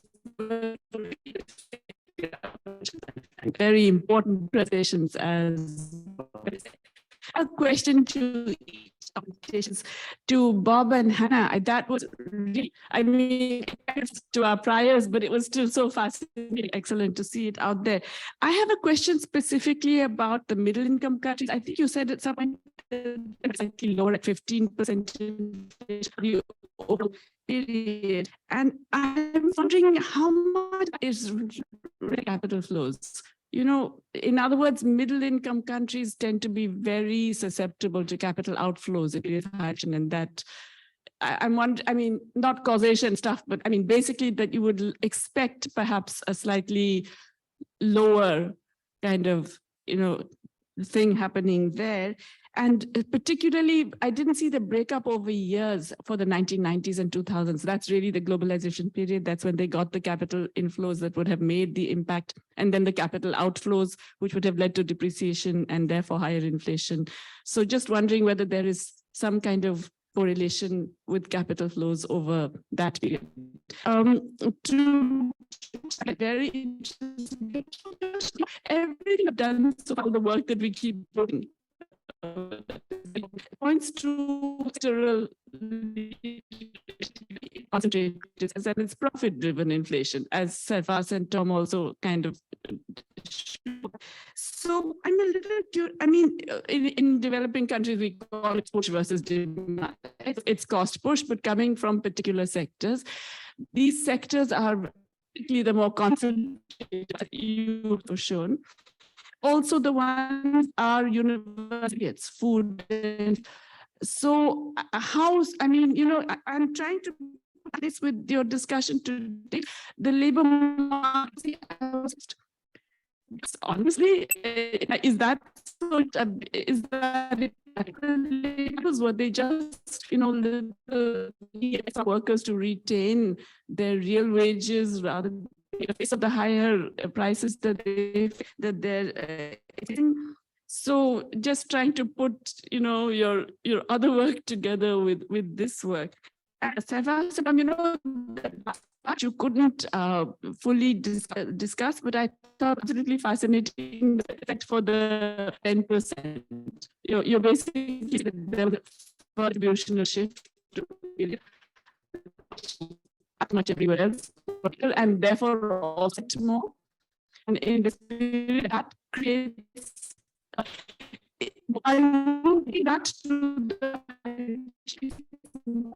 that's why you get assumption. But in the later period, I would be surprised if that. I mean, I still this is sectorally driven, profit-driven vision. But so I'm asking whether the effect increase in consumption of the top 10% had a macro inflationary impact, or was it just something that you're mentioning as a part of this? Yeah. Thank you, Jesse.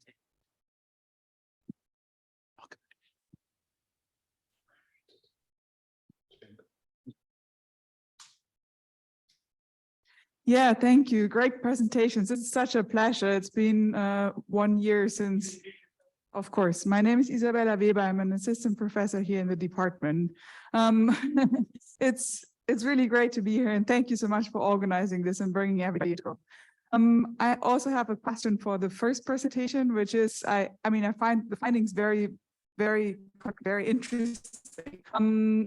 But then I try to square it with the story of Chile's Allende and the data of inflation. So if there's, does it say that we can go up to 20%, 20% with some fine, or is like, I mean, how do we, I mean, there are dangers involved in it, right? So if it's not, I mean, I totally buy that it's not the 2% target. Yes, of course not. But how do we balance this tension there?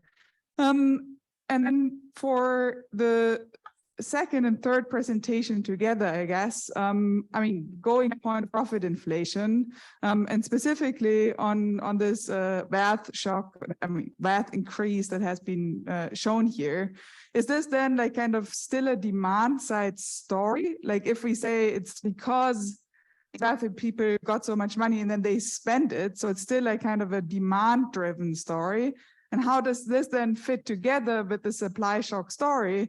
And if we go back to Josh's earlier work on profit explosions and so on, then isn't it the case that the profit explosions an expression of the wealth effect you're seeing, which relates actually to the work that joint work that we're going to present tomorrow. So like, how do we get the demand side and the supply side driven element, the explosion? And then final question to the panel. I mean, it used like about a year ago, it seemed to be the most respectable position on the part of those who did not like interest rate hikes to say that inflation is transitory. What has happened to the idea of transitory inflation? What do you make of that notion? Thank you, Isabella. I think we have time for two more in this round. Let's introduce. I'm Jason from the Federal Reserve. This might be a comment for, or it could be a question for him.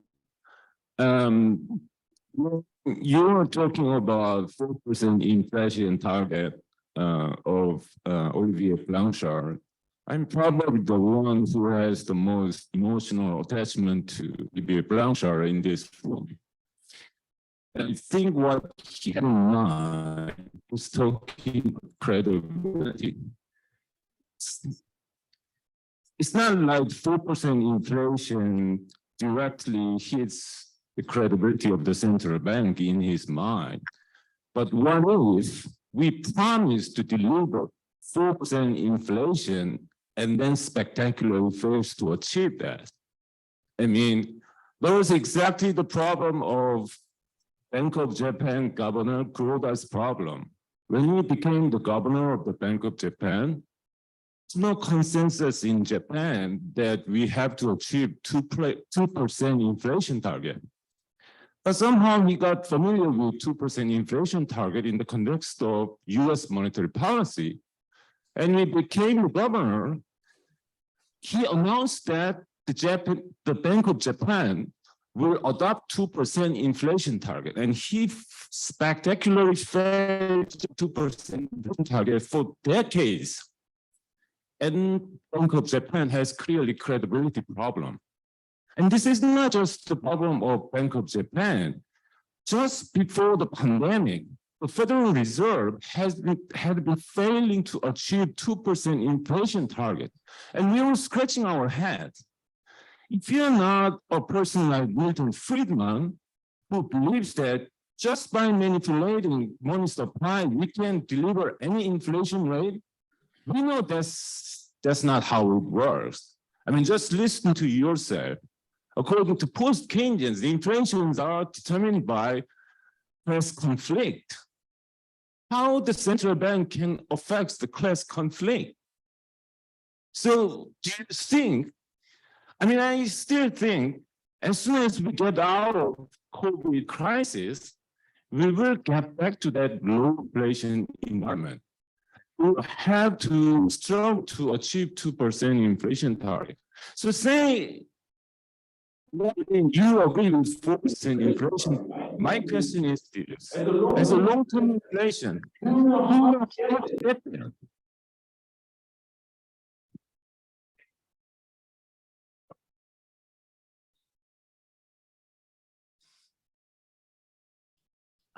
Hello, my name is Diogo. I'm a graduate student here in the department. Thank you for the presentations.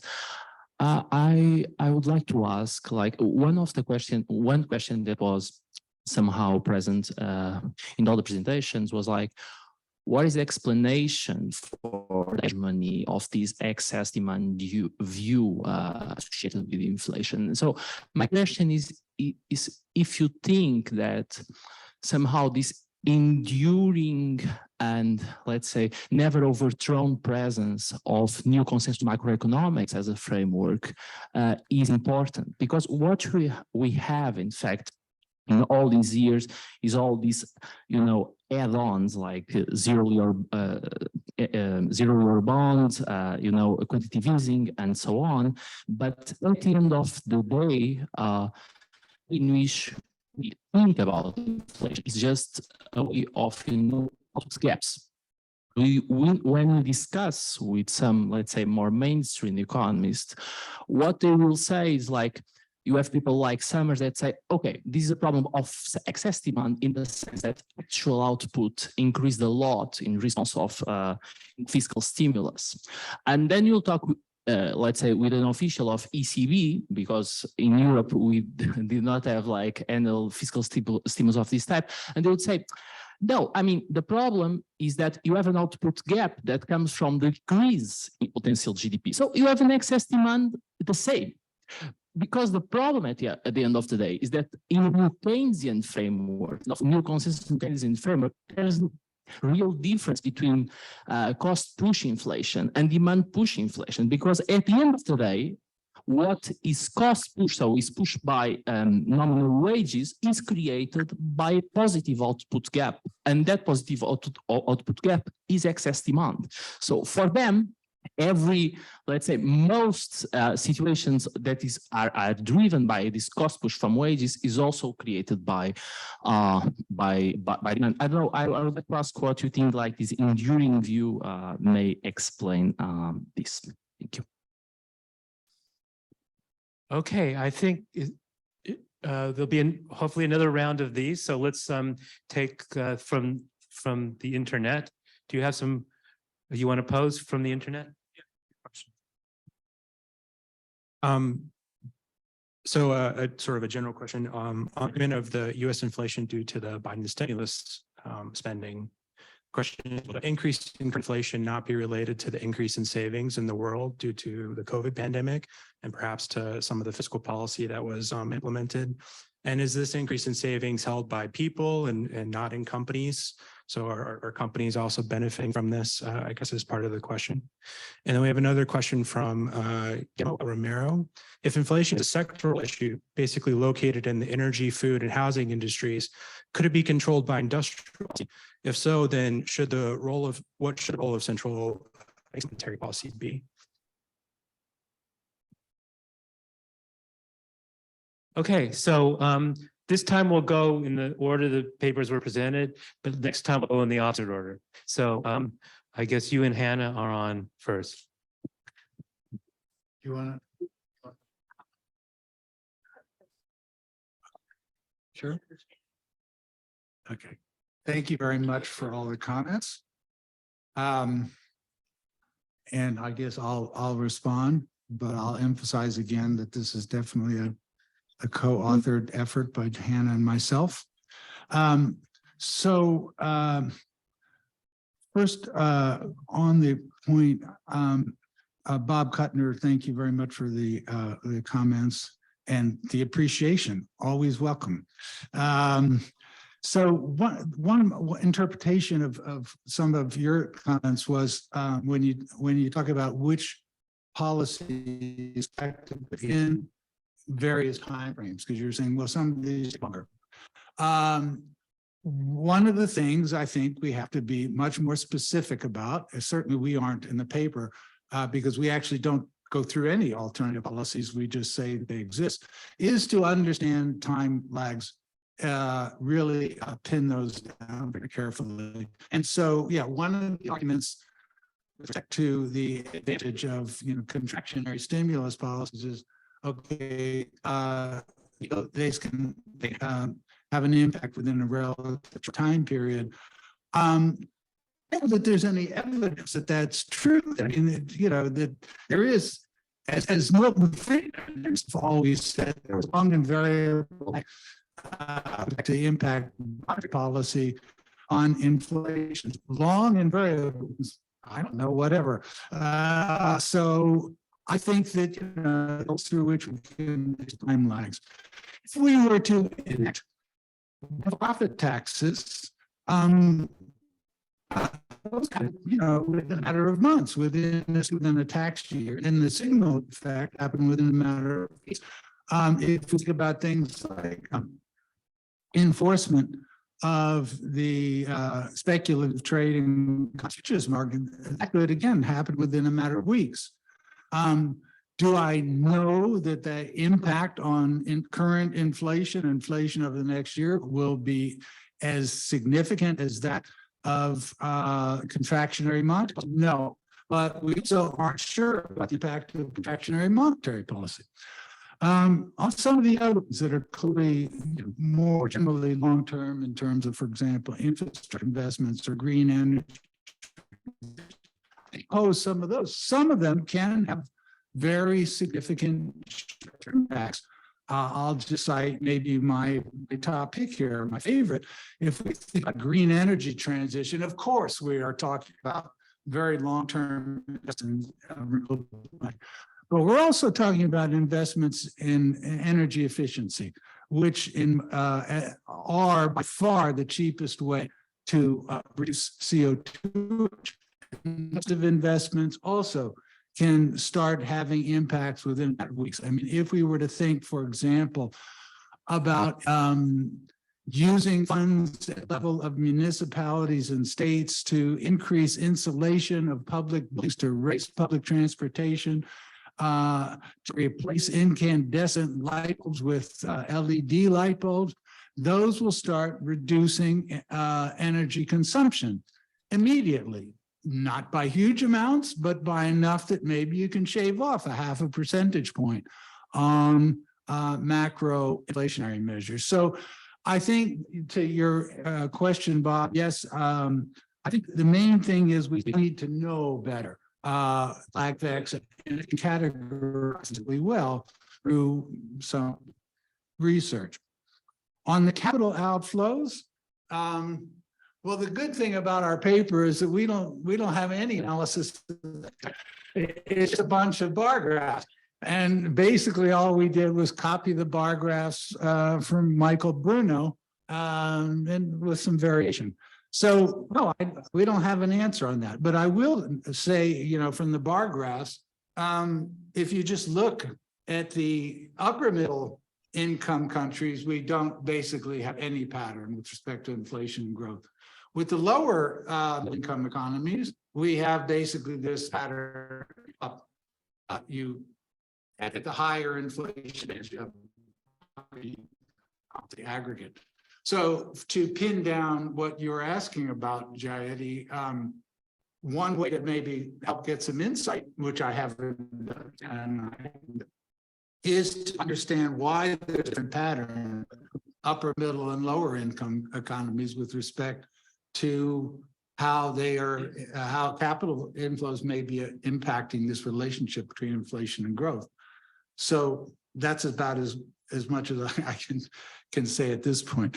On the issue of dangers of inflation and yes, the story of Chile, which I have to say you're right, I told the story here, I've been telling it for 35 years, so it's obviously had an impact on me. So I'm absolutely committed to the idea that we left economists need to be serious about inflation control. The idea that we're seeing this upward pattern of it between inflation and growth all the way up to 15, maybe even 20% inflation does not mean that I advocate policies that are, with 20%. So it tells us that we have flexibility to suggest inflation control regimes, which suggests that we have to be a 2% target. I actually think, to Jay, the fact I didn't notice, and I have a personal relationship with Olivier Blanchard. So I just read his column. He's saying, hey, 10 years ago, I proposed a 4% inflation target. I didn't know he had. But then he said that no, it was rejected. I think if we think about something relaxed target, can be significant. I don't know what it should be. I don't know if 5%. I don't have even though we see a whole lot of you're sacrificing growth attempts. It's interesting that Michael Bruno himself, in the paper, he's penalty up to 2%, but I'm an inflation hawk. He says I am anyway. There's no evidence, it should be. And he's saying that because of these issues with respect to how do you index at higher inflation rates, it becomes a bureaucrat and so forth. Those are real. The basically policy message, our paper is very narrow, as Bob Kuttner pointed out correctly. But I think the message that we can expect is that at least we don't need about a 2% inflation target as the only way to inflation control. And if we have policies that can help with respect to it, even in the short run, that they don't have to help to the extent to get us to 2%. Help to get us down to 4%, 5%. And then, supply chains are working. And then my last point would be on industrial policy. Absolutely.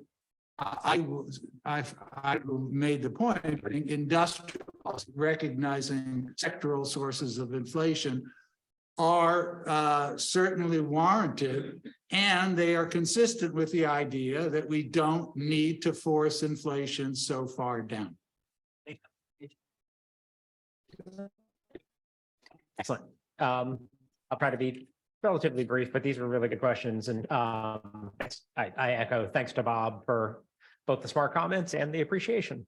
I'll just one of the last things Bob Pollin just said, that left economists need to be serious about inflation control. I could not agree more. I mean, living in the DC policy ecosystem every day, the degree to which people freak out over even small, like even if you think the economics are bunk, the politics are just not bunk at all. I would say the one slightly I've been told as a DC economist for years, people hate inflation, recession, it's not even close. Well, we entered the 2010 midterms, to be super political here, with like 9.5% unemployment, and it was a net bath. And we're entering the midterms we just had with like 9% inflation. And I thought, wow, if they hate inflation more than unemployment, it's going to be a super, and it wasn't. And so we have some flexibility. I think being serious about inflation really does mean convincing people that 2% is not a religious thing. There's flexibility, there's time for patience, and but we have to do a better job on it. I'm going to start with Isabella's really good question. I mean, I think part of what I get her asking is like, are the joints that separate like macro overheating from a sectoral story, are they as absolutely clean as we're talking about? Is there just, it's just on? And I think it's true. It's really hard to figure out like where exactly the one story, if every sector has excess demand, you have macro excess demand. And so it just, I do think this is, and so just the way I think of the past year, like if we had done the American Rescue Plan in early 2021, and this demand was all channeled directly into sectors in the exact same proportion that existed in 2019, I think we would have had far less inflation and profit margins would have been a lot lower over this year. And so that level of demand channeled in the same proportions that it was before, I think we would not be having any story here. But instead, we tried to jam lots of that demand precisely into sectors in disproportionate ways whose supply chains were really compromised also by the pandemic. And I think that was clearly the inflationary spark that set off rippling inflation. And then I think that connects up with the really good question here about why do I even bring up the labor market or wage growth at all? Like to my mind, the spark of the inflation we've seen over the past months, like set aside food and energy, that's clearly an even bigger spark. But even if we were the spark for the pandemic distortions, they really goods prices and potential investment prices. If that happened, if like nominal wage growth had stayed at 3.5% throughout the past 18 months, we'd have still had notable inflation, but it would not have had the same policy. Say like, we just pointed to everyone, you're talking about wages did not budge. This is clearly a transitory thing that will work itself out. But the fact that nominal wage growth didn't stay at 3.5%, it went to 4.5%, then it went to 5.5%, almost 6% before it started to come down. One, it's just interesting. It happened. I didn't think it was going to happen. I thought it would be a big all shock. What's going to happen to American workers' wages? I'd say nothing. They're just going to have, and they're just going to suffer. That's not exactly what happened. They actually got some nominal wage growth over the past, and I think it's really good. Like I think in the alternative world where wage growth stayed at 3.5%, would have been low, but wages would have just been hammered. And I think we're coming out of this crisis because nominally adjusted, inflation was a little worse. Last years didn't get damaged. That's especially in the context that we seem to be normalizing. I do think that the labor market story, it was not the main, the spark. It wasn't the dominant thing, but it was the surprise to me. It's why inflation was more persistent and higher than I would have guessed going in. And I do think we need some kind of analysis and story about that.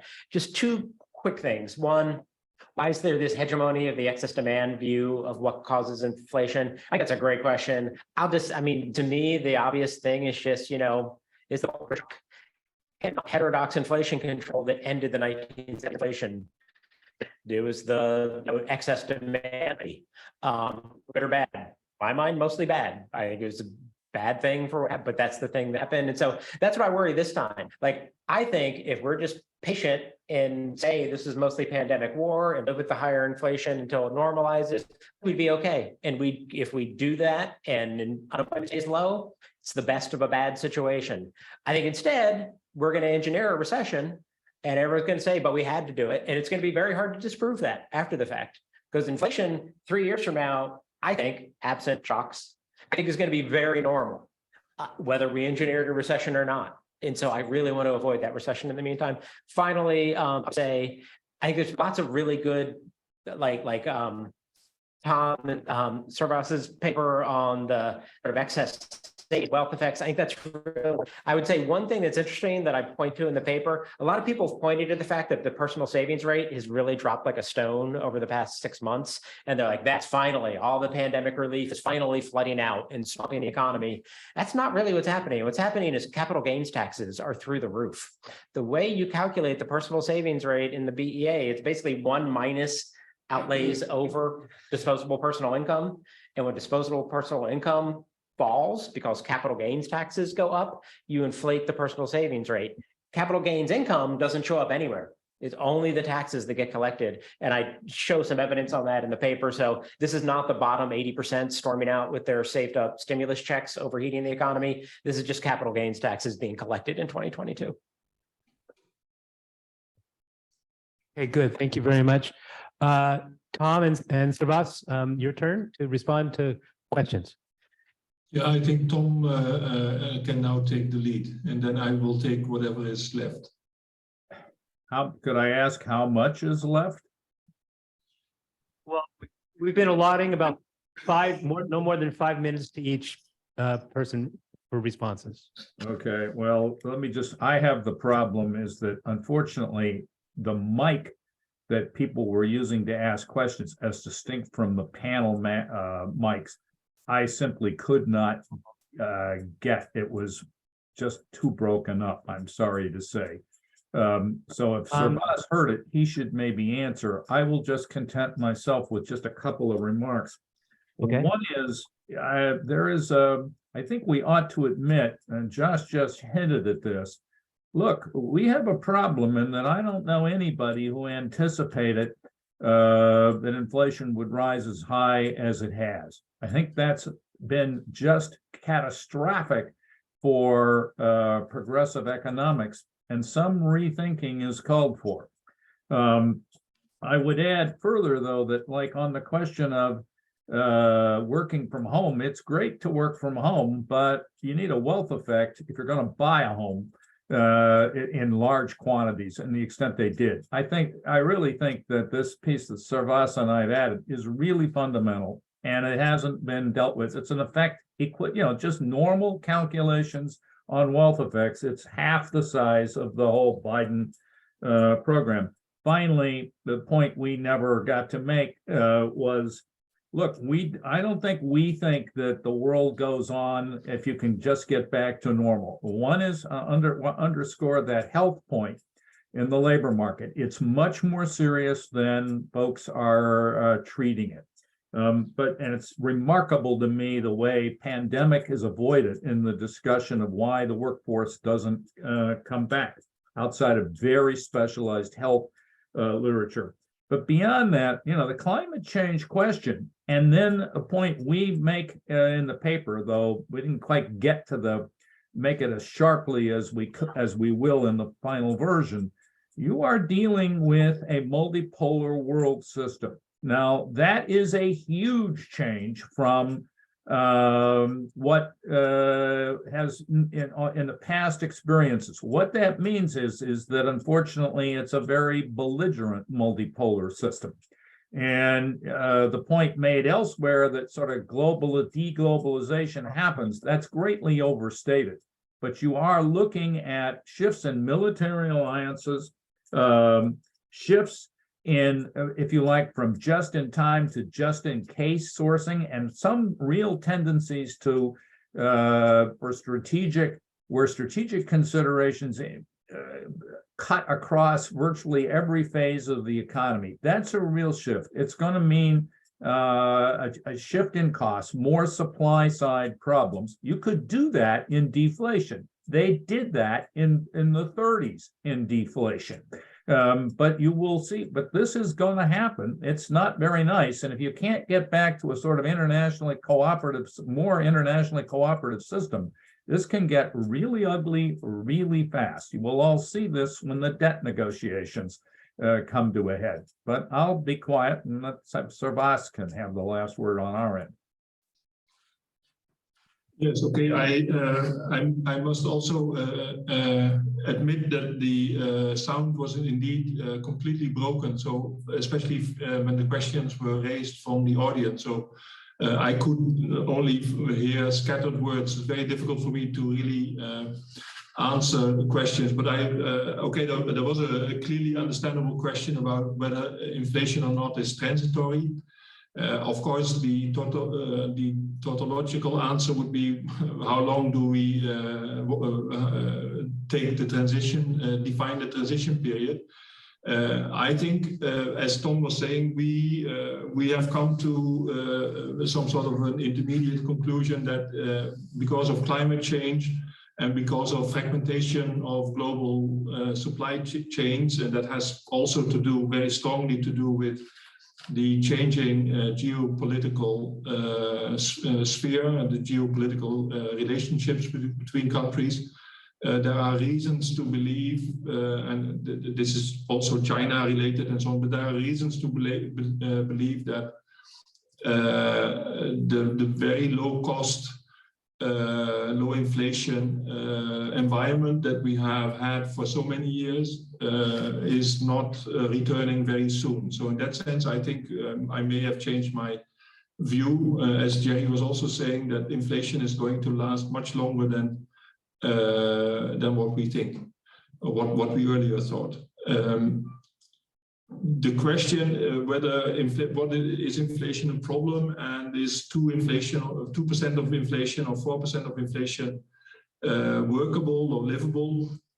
I think that the whole point is that we have come after the so-called counter or the anti-Keynesian revolution of the early, let's say, the late 1970s and the early 1980s, and the whole hegemony of central banks as the technocratic guiders of stability within our capitalist economies. I think we have come to become completely obsessed by inflation. And I think one of the key questions for this particular workshop or conference is also, okay, and maybe that's also for Pollin. Yeah, I mean, inflation is neither good nor bad. Nobody wants to have unstable 10%, whatever, higher inflation. But who is benefiting, who is losing from inflation? Why are we so completely obsessed by this inflation target of 2%? I think it has to do with the financialization of the system, wealth interest and financial interests, and that raises much larger questions about whom are we protecting when we target inflation at 2%.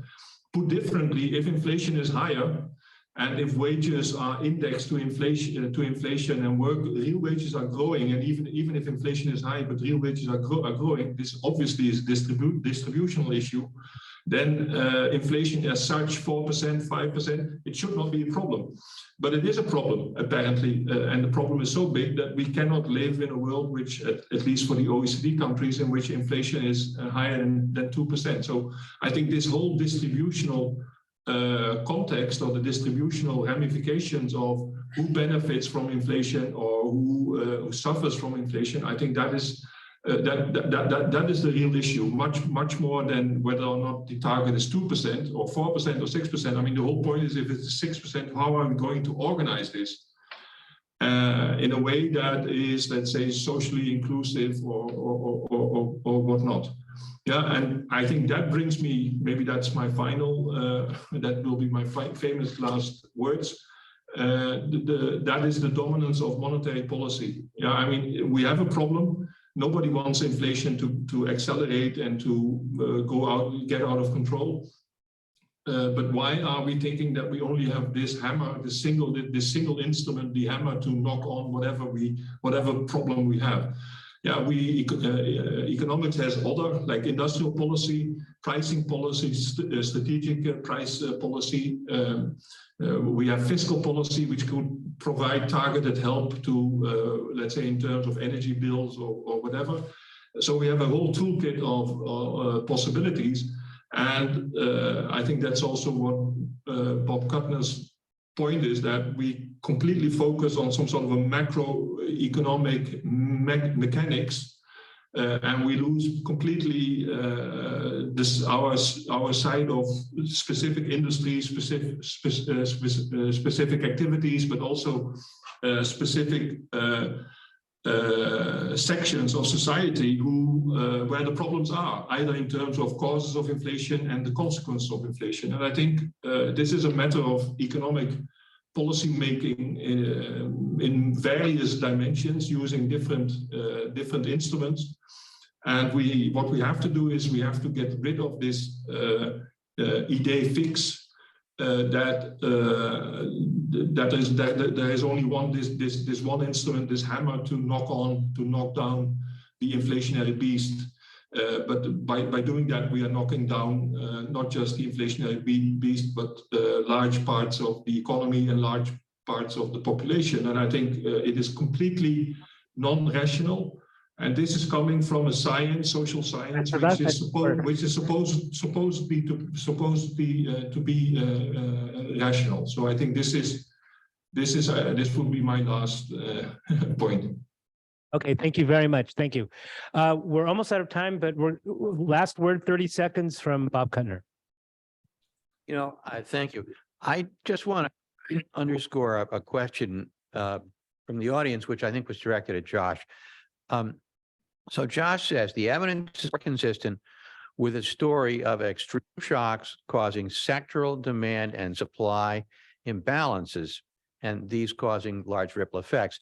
So to embellish that question, A, if you have these supply-demand imbalances, for example, used car prices are up 20% because new cars are in short supply because of shortages of chips. Does that mean that if I spend 20% more on a used car, I spend 20% less on something else, and the net macroeconomic effect is zero, and it washes out? Or is there, in fact, a net stimulus that creates price inflation on average, or does it net out? And if not, why not? I'd love to hear more about that. And you will hear more about that from Isabella Weber and Jesus in their paper this afternoon. Tomorrow, so you have to stick around tomorrow. And so thank you very much to all the panelists, all the discussion. And thank you very much again to people keeping the technology going. Lunchtime downstairs, and we'll resume back up here promptly at 1 o'clock. See you then.